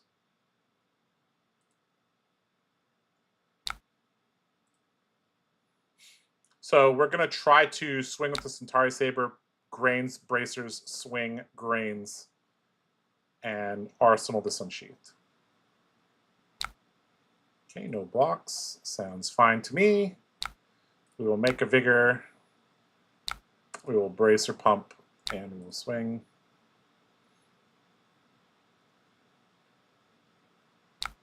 Okay, Mask gonna become Orb Weaver, the one that equips Calyceros. All right, so we can. All right, the pitch deck does not matter at all in this matchup. This is. You look at this. Snapdragons tells you everything you need to know. All right, discard Stains of the red back to equip a Calycera. And next stealth attack gets +3, up sticks and run, cut from the same cloth, so he gets to see my hand. 12. So we have 2 Vigor tokens and we have an Unsheathed, so we're quite happy, I think. We need one more red in there, which will be this one, so we can activate Kassai on next turn. So we're actually quite okay, just playing these 3 cards out, arsenaling this, I guess, would be okay. We could also block with this if we need to. So we'll go like this. Take 8. Obviously, there's probably something else coming, so we get unmarked, which is nice.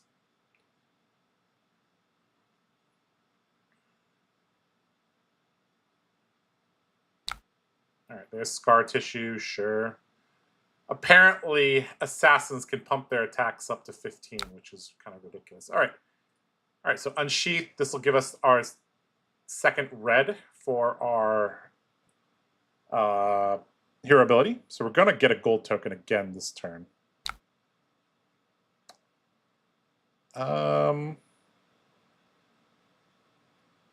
You know what? We could also...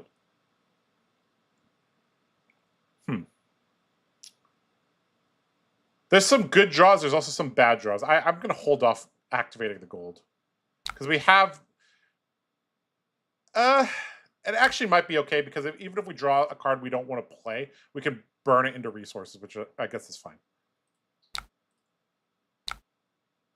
Okay, I guess let's do it. Let's do it. Okay, so that's okay. We can... This is fine. This is fine. This works. Okay. Okay, so we'll make a vigor. And we're going to double in the swing, so we're going to make another vigor.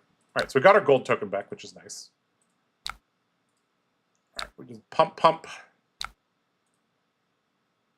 And make another vigor. As you guys can see, this matchup is not going to last very long. So there's Savor Bloodshed. Now, unlike warriors that actually have to hit, they can just flick it. Just stupid. All right. We have 2 vigor. We need 1 more yellow in the bin, so we could do this. Eventually, we want to move this here. This hand's not amazing, but if we keep one of these, we can have a turn. So I think we just go... Might just go here. Okay, sure. Let's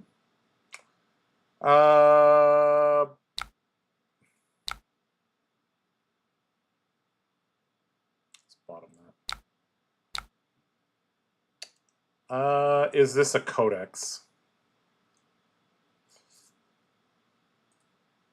How bad would it be if this is codex? He literally doesn't even have an attack action. Okay. So we don't even need this card, yeah. Okay.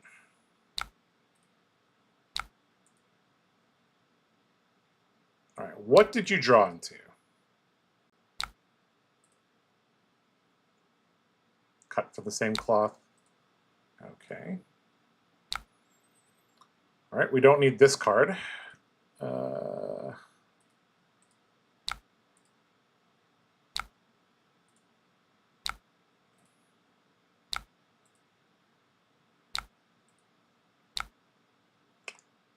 Oh, that's so annoying.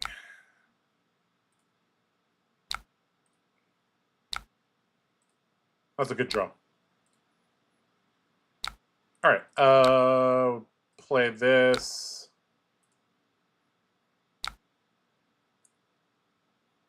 If we draw a 0 cost, that would be good for us. So let's gamble a little bit. Ooh. Look at that. All right. We can banish these. And we have a great little turn. We get to arsenal this as well. Now, obviously, we would want to play this on our turn, but this is not awful playing it on their turn as well. Now, hopefully we get our gold token back. It's very likely we will. Although, this version of Arachne, very dagger-focused, not going to be buffing this entire saber as much. Okay, sure. Looks like he's committed to blocking out this turn, which is fine. Because this kind of acts like a gold token.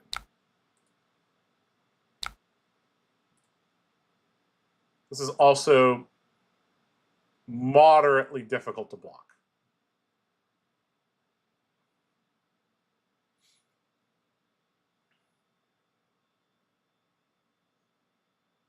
No AAs in the list, probably. What? Joshua Kassai, but I thought he hated us. I don't hate you Kassai players. Come on. I'm one of you. All right. Saber's going to hit. Great. So we can get our gold. We are not going to make it bigger. Okay, so we've kind of been seeing the difference between this game and the Riptide game. We've been like constantly cycling that gold token. Okay, we're going to Arsenal the Seduce Secrets. It's going to be very useful later. All right, we haven't drawn any Spoils of War. So this card, unfortunately, is kind of dead. All right, are we supposed to shelter this? I'm not sure.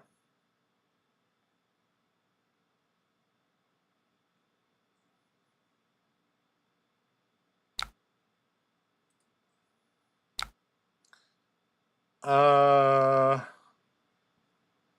mean, this unmarks us, so I think we're fine to take this.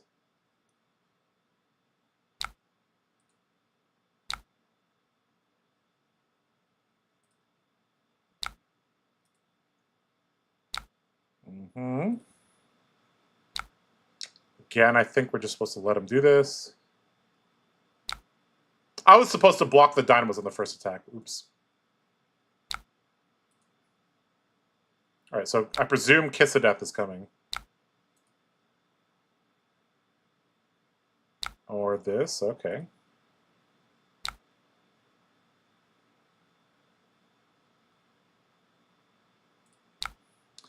Well, never punished, I guess.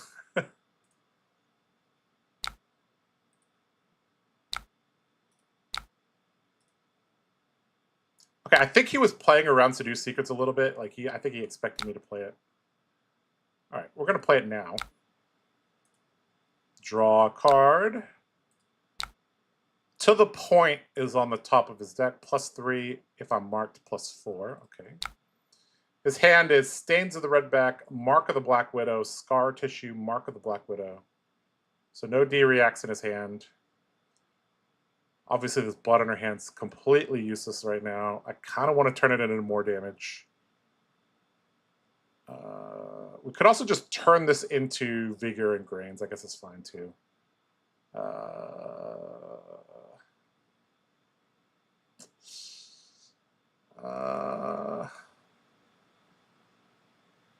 I mean, very likely we hit this turn, but not a given. All right, let's just activate this, I guess.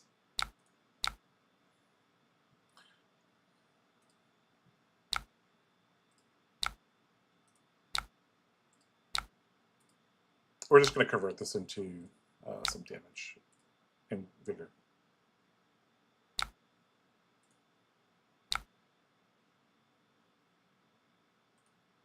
All right, so we got to remember his hand very carefully.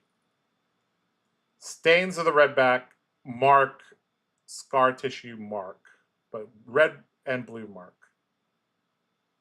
I mean, we've got 2 shelters. We're going to be fine.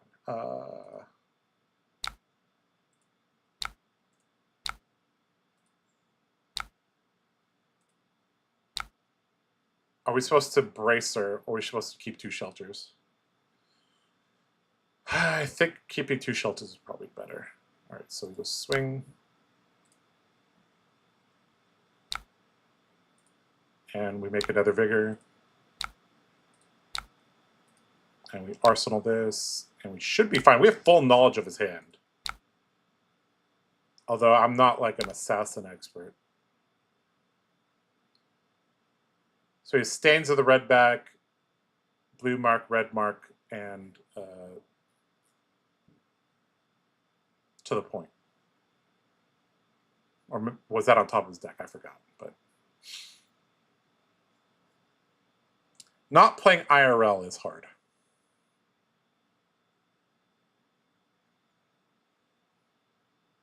Depends what this card in Arsenal is, I guess. Oh, this snag going to be decent too.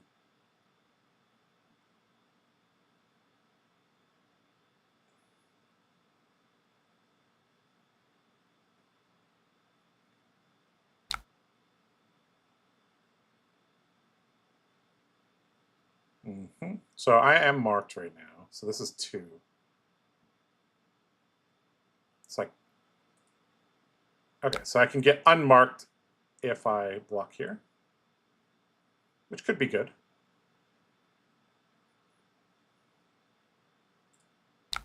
Seems good.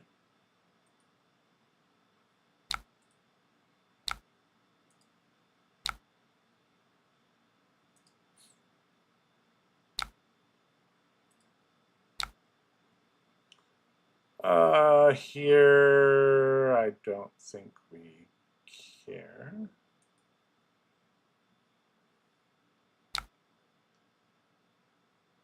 Okay, so he's going to flick the graphene at us. Okay.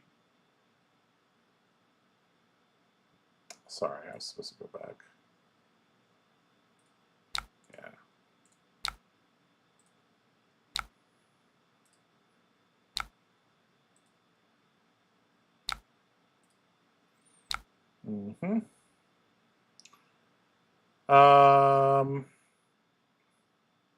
Oh, to the point is on the top. It's scar tissue is here. So he has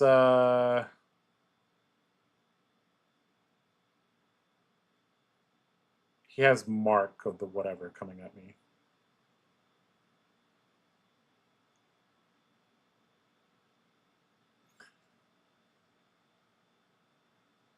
He has stains of the red back and the thing that if I'm marked, yeah.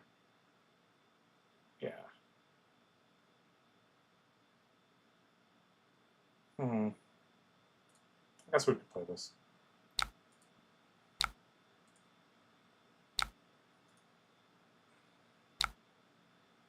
Ooh, that's a good one.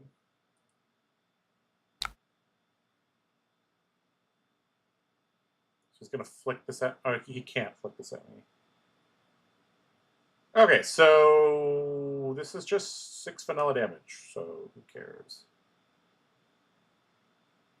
He's gonna Arsenal Stains of the red back. I guess he technically could play it. I think we're supposed to just keep this hand, right? Looks good enough to me. We'll just keep this hand.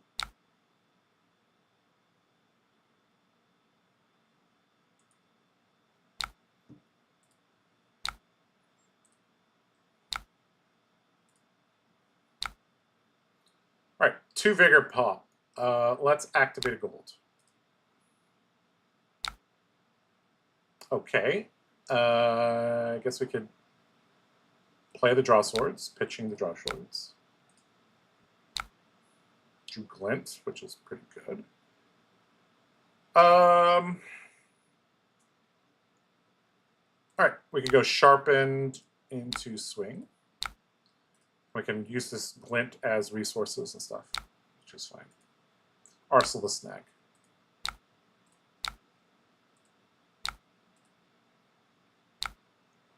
Ah, I forgot to activate Kassai. Fuck.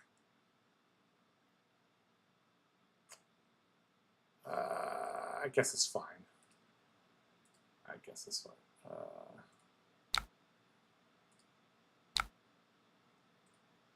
It's fine. It's fine.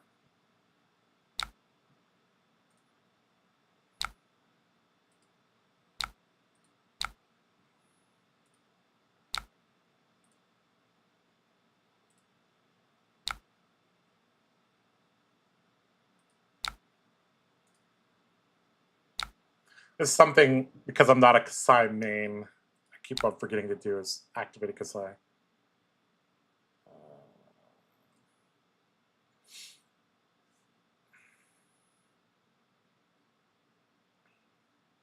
All right, with a snag, we should be pretty safe.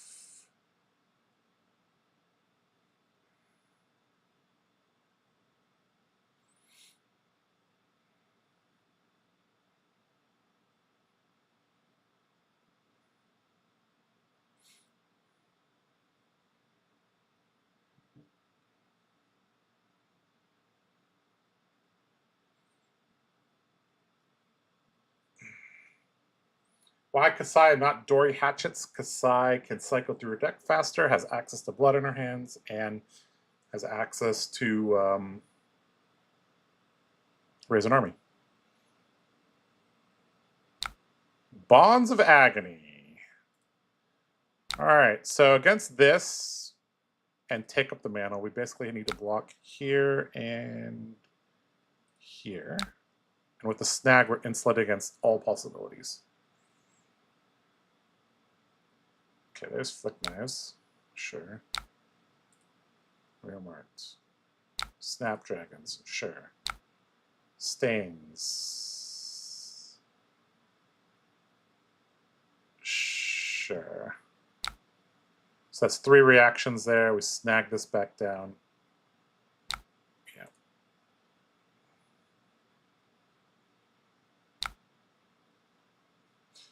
All right, so let's start planning our turn out a little bit. So we have 2 Vigor to pop the gold.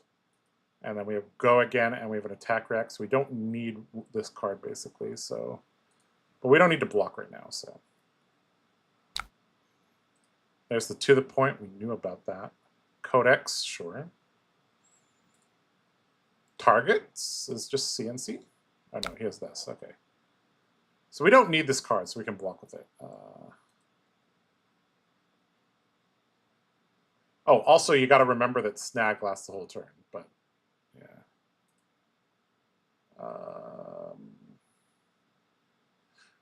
If we draw a 1 cost, then we do want to have this.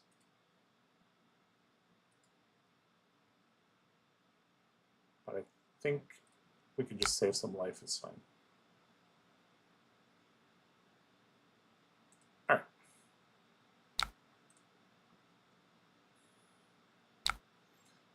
All right. Activate the gold. Hopefully draw 0 costs. Okay, that's could be better. Activate Kassai.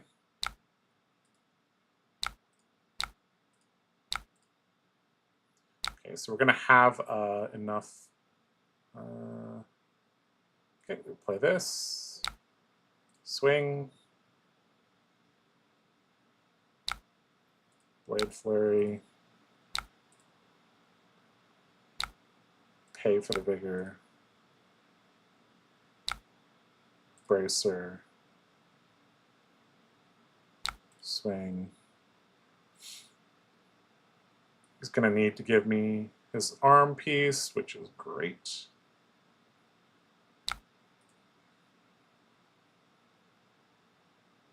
All right. Okay, so we don't have 2 Vigor, so that is a little bit of an issue. And we don't have Go again. But this Fate Foreseen, we're going to help tell us what's on top of the deck.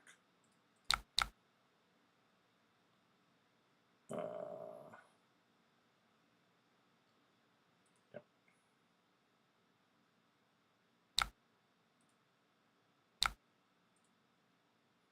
Should we have blocked with this? Maybe we were supposed to. Is a blue what we want?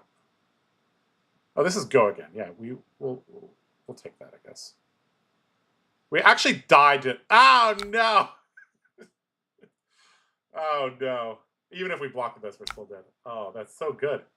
Oh, damn. This card is better than Route, guys. Look at this shit. It costs 0, it doesn't return the card, and it still pushes 6. Oh my god, that card's bullshit. Alright, good game. Oh, we almost got there. I guess we were too greedy. It's impossible to know that he had those. Yeah. Yeah. I guess him pitching this might have told us something. If we blocked with an extra card, do we still die? I think we still die. 6 to 30. Yeah, we still die. We'd have to block with extra card plus all the armor. So this is actually a knowledge check here. If I understood this hero very intimately, I would have been able to calculate, okay, 2 cards, what's the worst that could possibly happen? This is literally the worst that could happen, right? Because this is +4 for no resources. This is +6 for no resources. So if I had blocked here plus a card from hand and then played Fate Foreseen, I would have lived at 1. Live and learn. Live and learn. Yeah, this is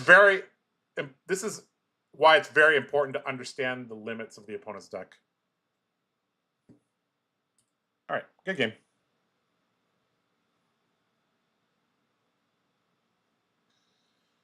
All right. For those of you just joining us, we're playing this deck. This is the deck that won the Battle Hard. At Josh, you make complaints against every deck hero you play against. Well, there's a lot of heroes in the game that are that are annoying. Yeah. Assassin better warrior? Kind of. Need to win as well, but Heart's Desire, yeah. Florian looks very strong. Yeah, there's a lot of very strong decks in the meta.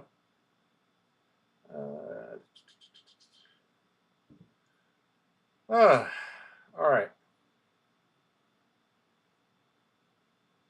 You were on Scepter Florian, and he resolved one Sellsword, and it got him the game.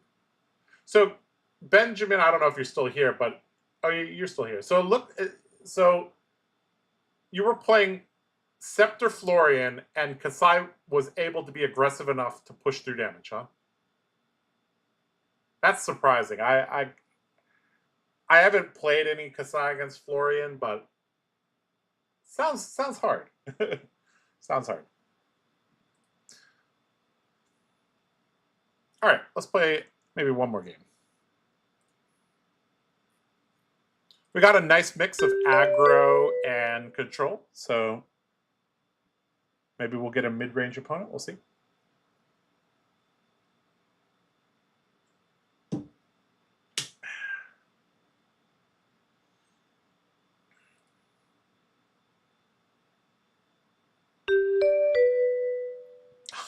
Oh, God.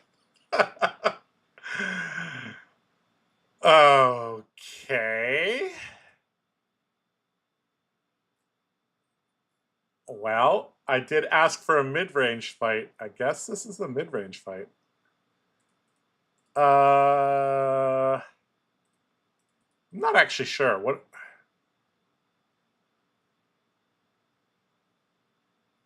I presume Raise an Army's bad. Snag's obviously bad. So I guess the D-Reacts are good because it's a warrior. Iron Song Response is probably fine. Somewhat likely to get reprise. Yeah. Just run 65, I guess.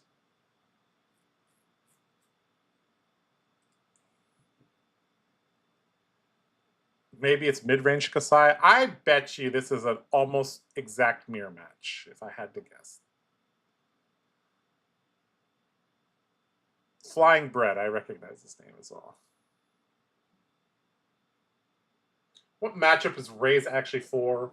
Against slower, more defensive matchups. If you think the game is going to go 15 turns, you should play it, basically.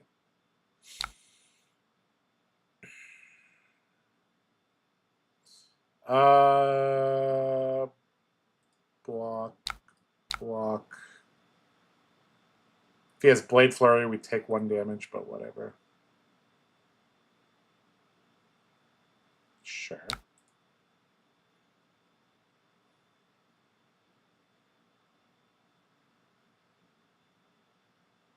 You got me. He gets a Vigor token.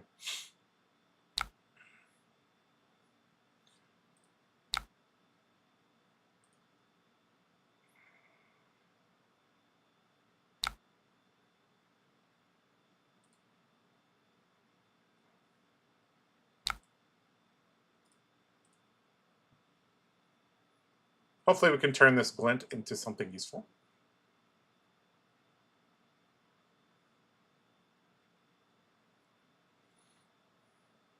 Josh is playing his favorite warrior. I mean, it's up there.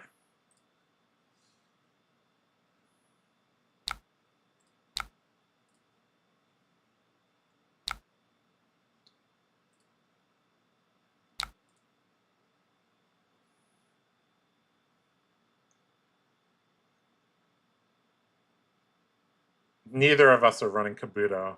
It's just like the good old days. So sad they printed Kabuto. It's like our... It's like the anti-warrior card in Warrior.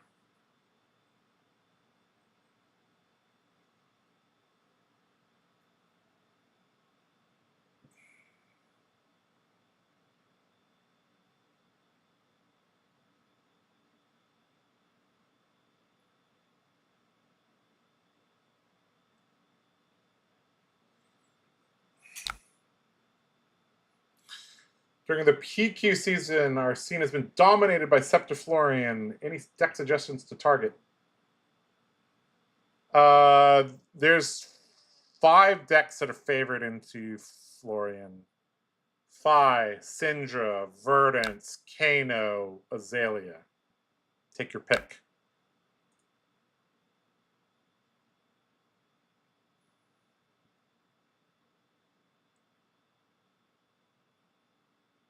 Okay. He's doing what I'm probably going to be doing next turn, pitching to draw swords.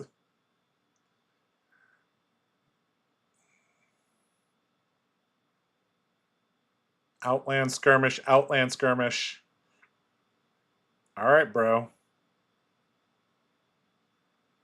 All right, so we're going to be blocking this turn, just trying to deny some copper. We got 2D reacts. Unlikely he's going to hit this turn. That's a very large-ass sword. It doesn't have Go Again right now.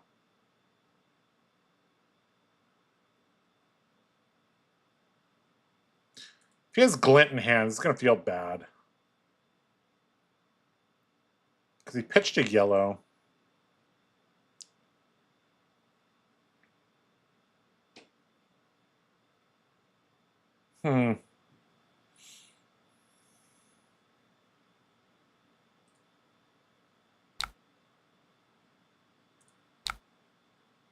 Walk, walk, walk. Walk.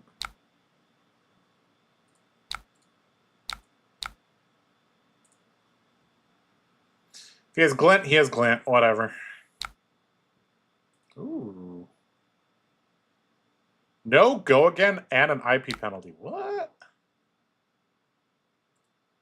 Interesting.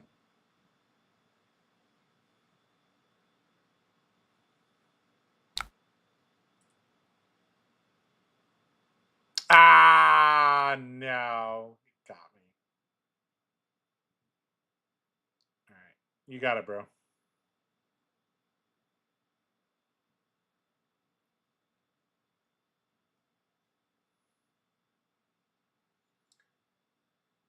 My answer was way worse than Josh's. Didn't realize the 2 ninjas had good game into him, and I forgot Azalea does well there.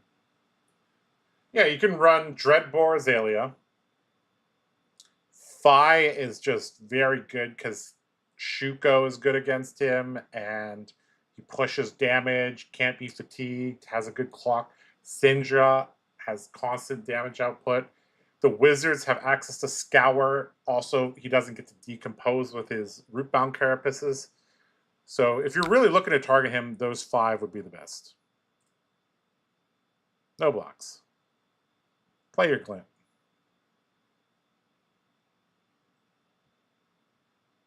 Got him.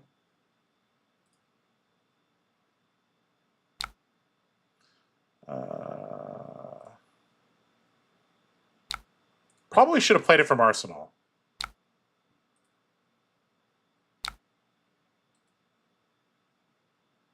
All right, he got us. We got him on the Glint. He got us with Blade Flurry, so we don't get to draw. Here's what it is. This hand is... Yeah, if we had played this from Arsenal, we would have had a blue. That's not good. This hand sucks. Oh, we made a mistake. We were supposed to... That's all you got from Arsenal. Are we supposed to just keep this hand? It's pretty shit.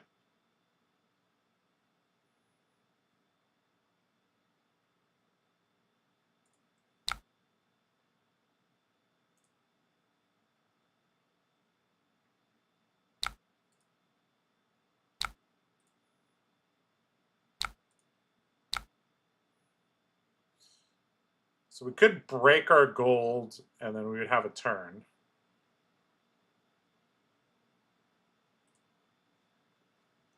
I'm not going to do it. Just going to poke him back. Please don't draw another That's All You Got.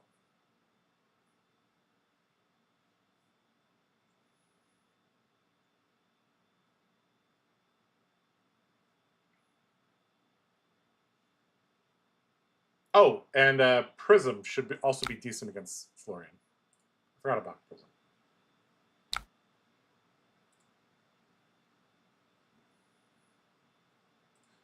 All right, our graveyard is stacked up. I'm going to try to execute a little bit of a maneuver.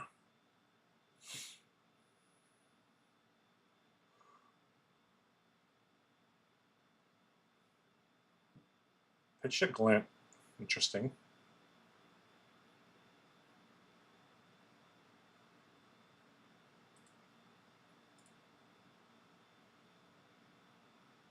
Kassai activation, sure.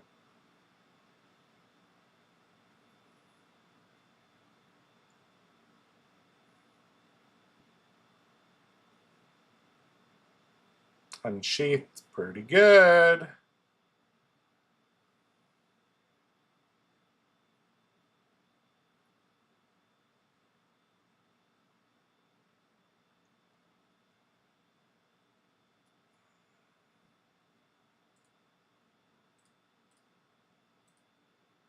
So far, this looks like it's the same deck.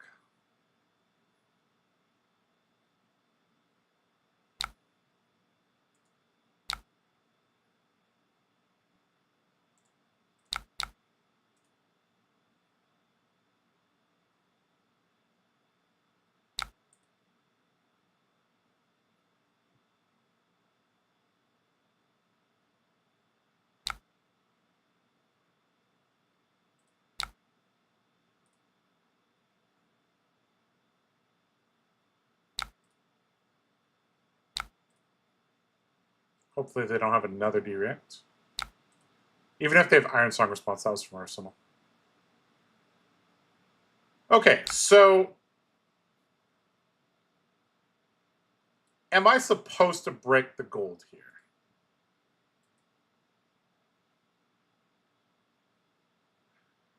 I'm not actually sure. I kind of feel like I want another gold before I start doing that.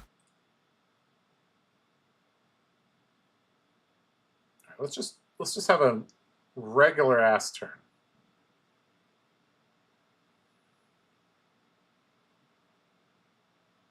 Oh, they have a shelter. Oh no.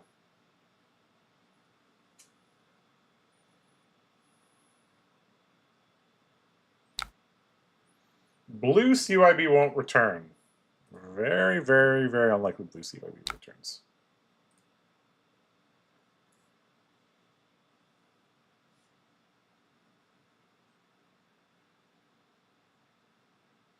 I just realized I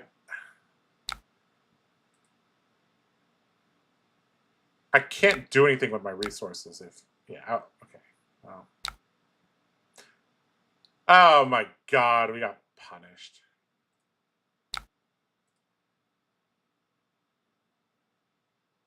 I might be playing this too slowly. This is gonna get armor or a card block. Sure. Alright. Now it's kind of a game of chicken. Because he's gonna activate Kassai, I'm gonna activate Kassai, and yeah. Sure, this is my hand.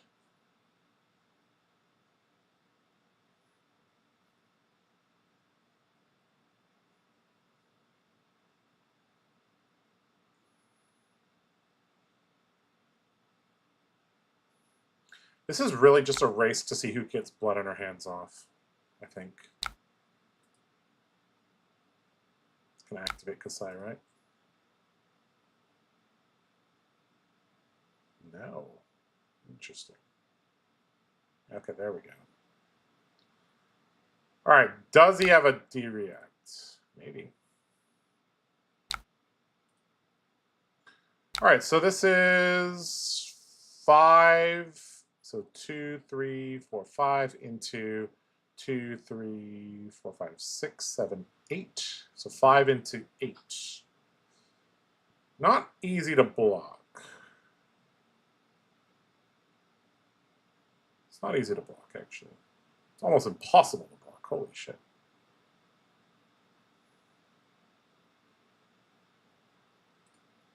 Basically just have to give him tempo. And this. It's just, yeah, it's not good.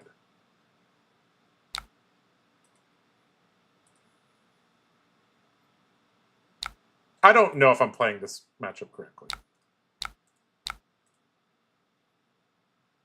But we haven't seen any cards that I'm, like, thrilled to... We haven't seen a hand that I'm thrilled to keep, so...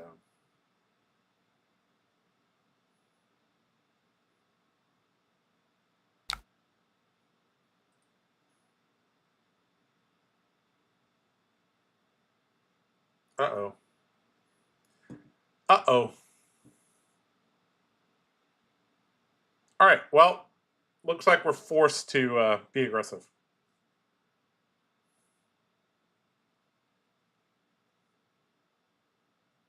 Basically forced to keep this hand, I think. So we're going to play the Gorg Tome. No matter what we draw, we can go spoils into swing, arsenal this.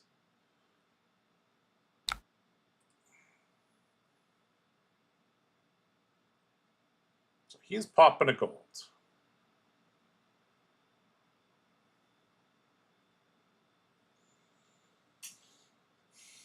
CYB meta will be different. No aggro board state illusionist.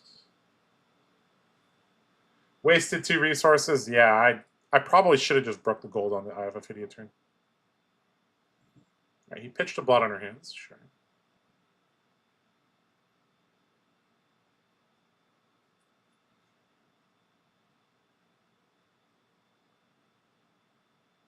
If this is not a Spoils of War turn from this Kassai, I think we just have to take it.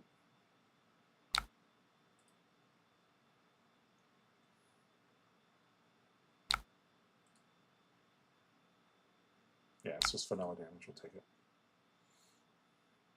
Doesn't even have go again. Glinted again.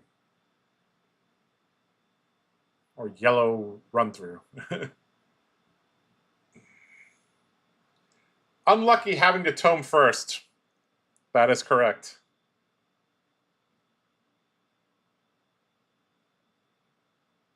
That is correct. Actually, maybe you're not supposed to bring tome in this matchup. I guess you're supposed to.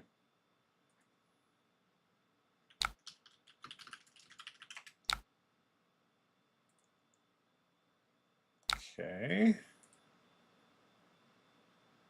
So he pitched and didn't leave himself with a go again, I think, is what happened.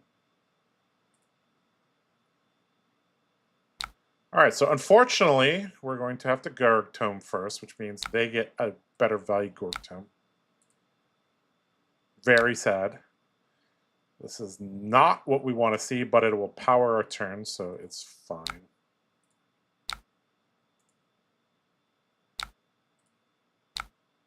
All right, so this basically gets us tempo. This turn basically says, you better block or I get a bunch of stuff.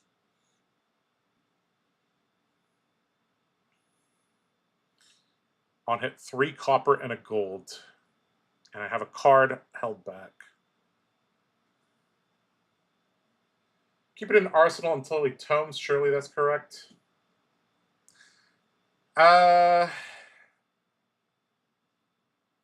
You might be right. It's the only time that Gorg Tome was in the meta was during the... Was it Chain or Briar? I think it was Briar.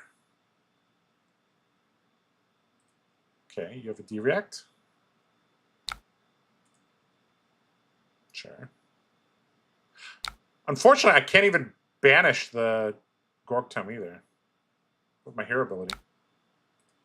Very sad.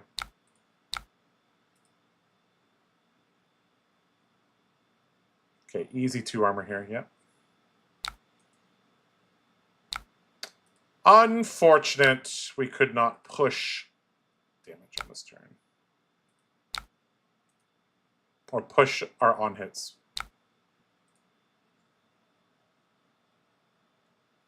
Alright, spoils of war from them, so this is the turn we have to respect them.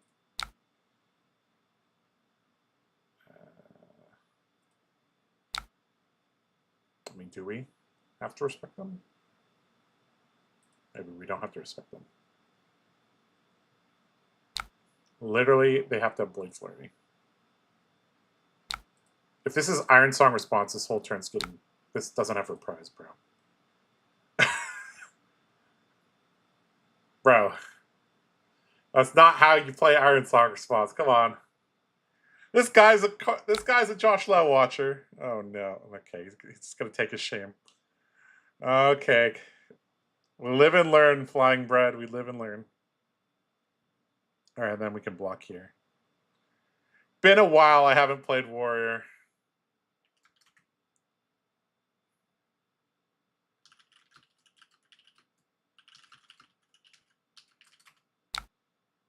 Says he hasn't played Warrior in a while. I told him he should watch more Josh Lowe streams.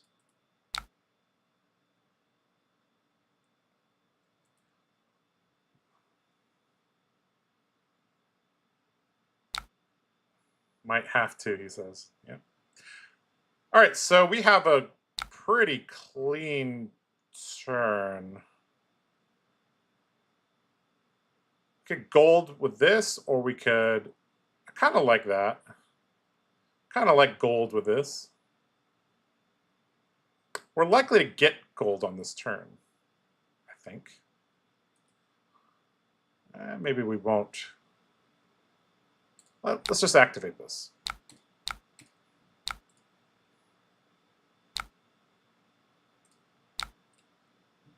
Can Blade Flurry, glint it. If he has a D-React, though, this turn gets kind of shut down.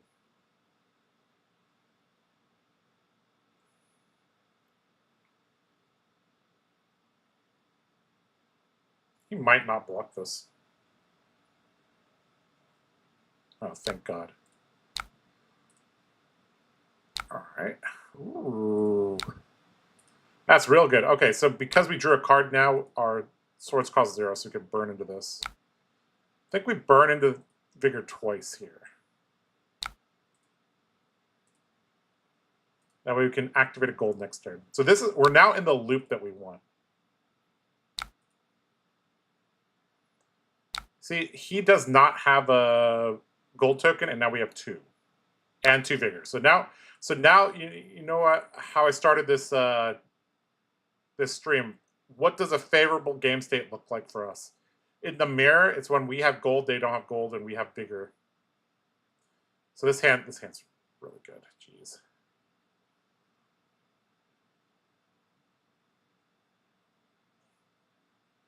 Okay, not activating Kassai either. So we don't even have to respect this turn. We just throw away the cards we don't need. So we activate gold, and then we play these, so we don't need these.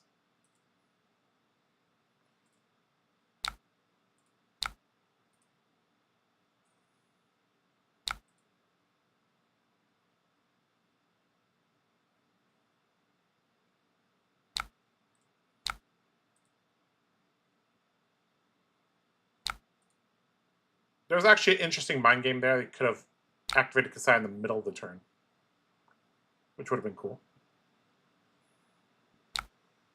Ooh, look at that.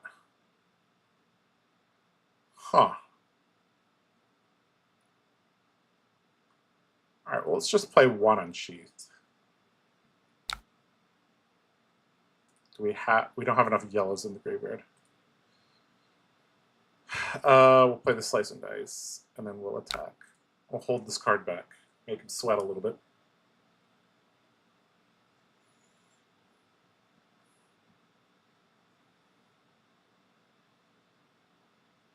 Next source coming in for 8. Ooh, tons of damage. The only downside is we don't get to cycle a vigor token. Cycle vigor tokens. But we're getting a tempo either way.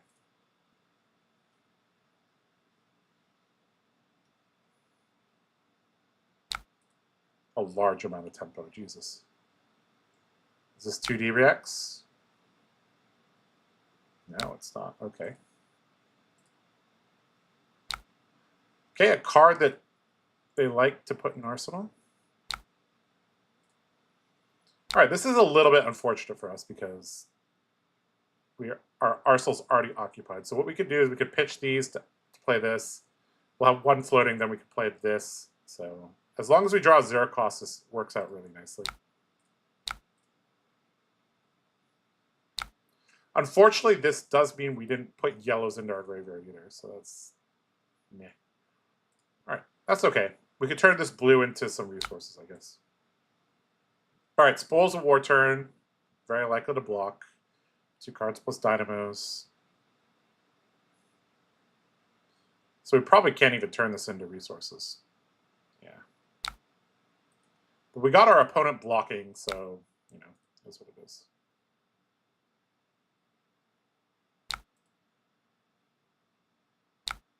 That is brave. But sure, that works. That was a very good turn cycle for them. We had full tempo, and they took no damage, and they end with 3 cards. That's pretty good.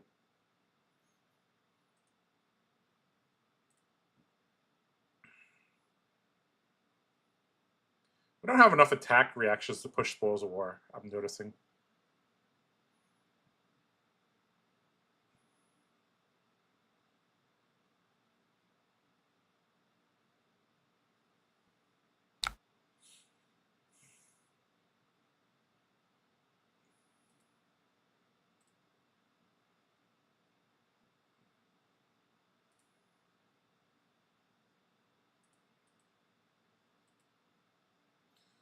I don't think we're supposed to block.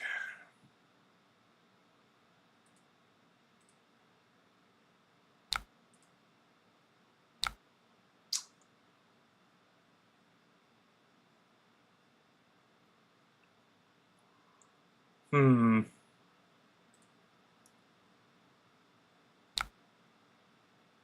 that's good. Let's keep that on top. So we just need these 2 cards, and we have a turn.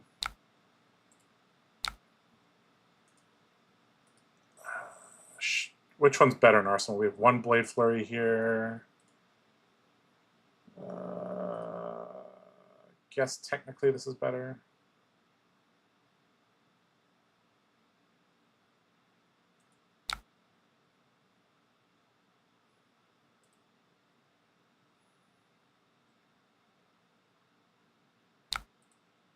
All right, you get a gold and a vigor. Congratulations.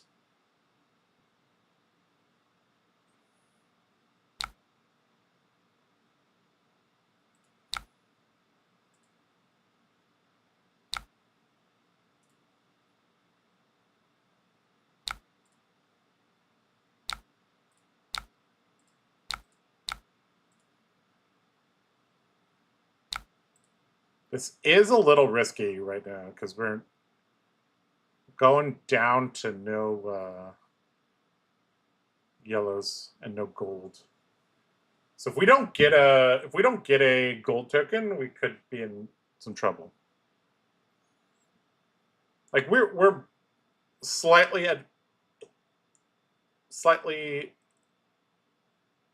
we have a little bit of an advantage right now, but not much.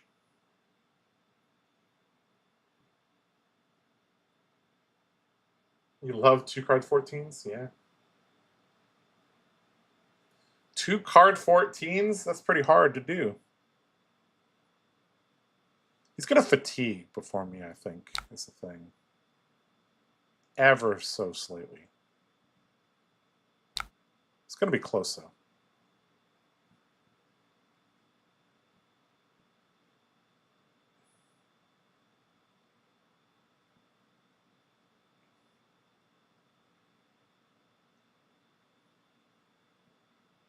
Gonna give your grains away? Really? Okay. Sure. Probably worth it to deny a gold. I have not been able to line up my attack reactions. I haven't been able to put seduce secrets in the arsenal. I haven't been able to get that. So like this deck is feeling clunky.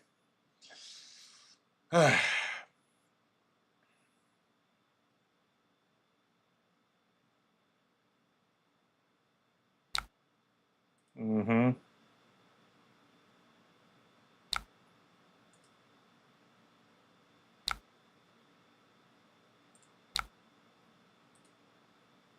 Please don't play Flurry. Okay, I'll take that.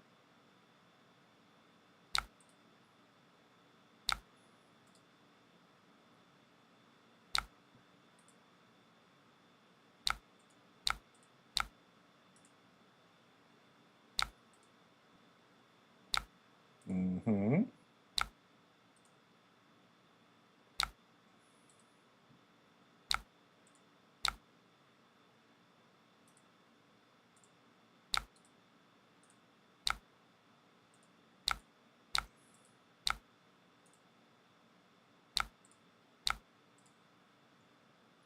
I don't know if that was a good Kassai activation.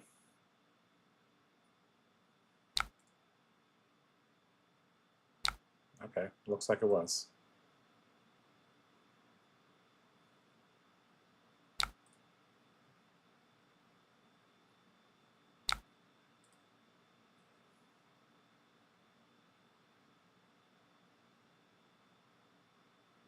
My opponent has been a little bit more efficient in their plays, but ever so slightly.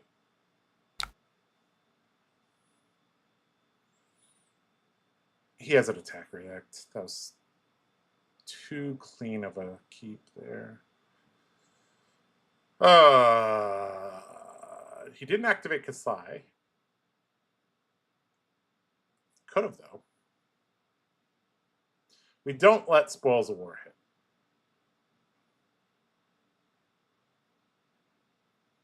If you want Spoils of War to hit, you gotta have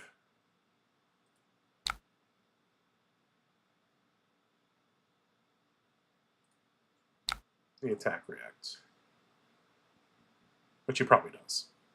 Yeah. Ow. This game's gonna come down to who has the blood on their hands turn, and it's just, yeah. Did he have a... That's 1, 2 in the swings. 3 in the swings.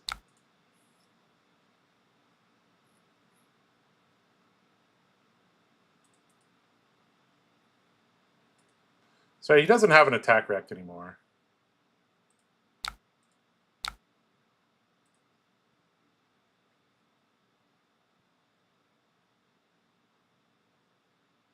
Oh my god. What? What is that? I checked for in the swing and Iron Stalker spots and he plays his last play player. Okay. Alright, he probably wins from here because of that. That's just bullshit. Oh my god. Okay. Alright. That's pretty bad, guys. We probably lose from just that one play. It's all about generating copper in this matchup. Oh boy. Now he has tempo is the issue. This was... If this was a hit and run, that would have been better. That was a mistake to arsenal this. Live and learn. Live and learn.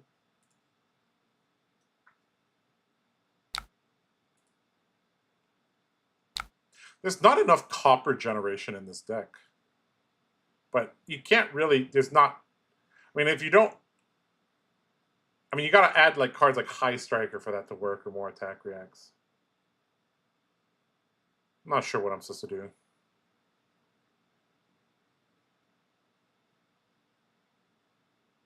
I have no idea what I'm supposed to do here. I think we just have to draw with I mean, we don't need this card. Let's block with it.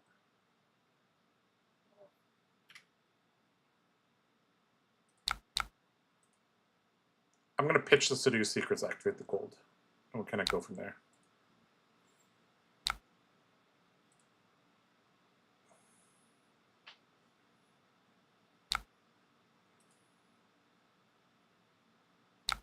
He has no more attack reacts, I believe.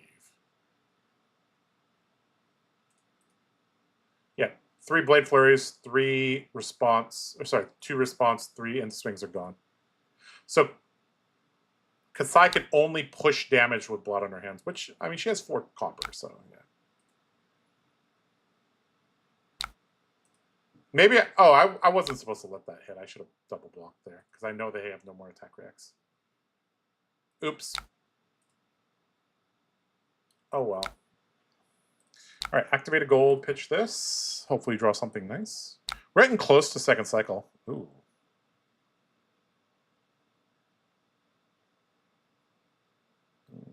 Okay. Okay, interesting. So we use this to pay for our turn. Pay for our go again, basically. It can convert into a grains, probably.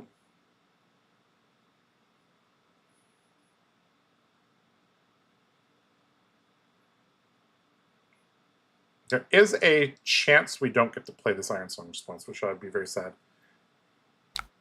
Because if they have blood on their hands, which there's 1 here.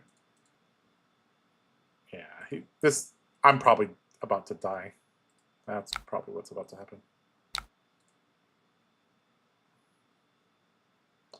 I'm probably about to die.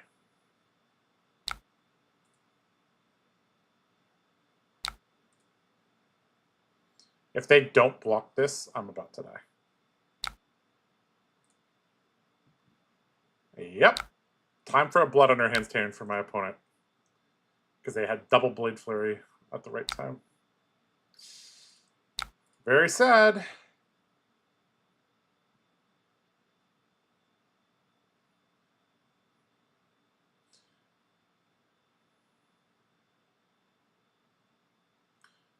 Buff, buff, attack twice, attack twice. So that means they have 3 sources of go again in these cards? Really? I mean, one of those is glint, that means, right? Yeah.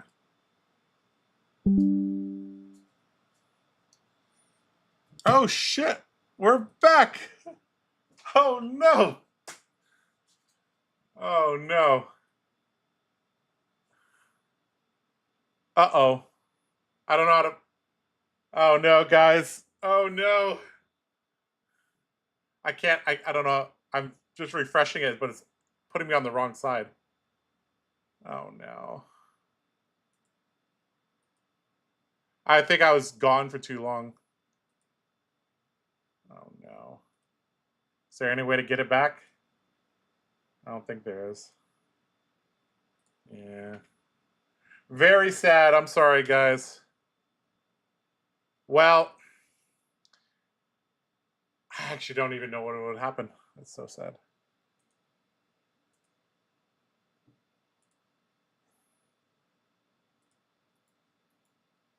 That's so sad. I'm sorry, guys.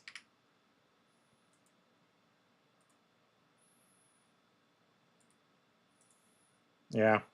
Looks like it is gone. Well, that's Alabama internet for you, I guess. I'm so sorry, guys. All right. Well,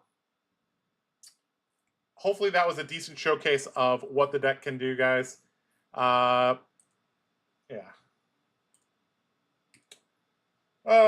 So sad we didn't get to finish that game. That would have been interesting. So I think what happens is we take a bunch of damage from the blood on our hands turn. We crack back. They have to probably block. And I think because we're like 6 cards ahead of them, we might barely get there, but it's going to be close. It's going to be close. All right, guys. My chat's not even working either, so but OBS is saying that there is data being transmitted, but I cannot see what you guys are typing in chat, unfortunately. All right, I guess we'll just end it here. I hope that you guys enjoyed the stream. We had a good mix of games, and yeah. Try out Kassai. She's pretty fun. If you have a pro quest this weekend, good luck to you guys. I hope that you guys can take home some W's. And yeah, if you guys want to watch, well, we have a bunch of streams this week. Nathan will be talking about the upcoming BNR. Ed is back from his travels, is going to be on Jarl, and then will be streaming some Azalea. So you got Card Guy streams all week to enjoy. All right, guys, I'll be back next week with something. I don't know, but we'll figure it out. All right, this has been Josh Lau, TheCardGuyz. Thanks for watching. I hope you enjoyed tonight's stream.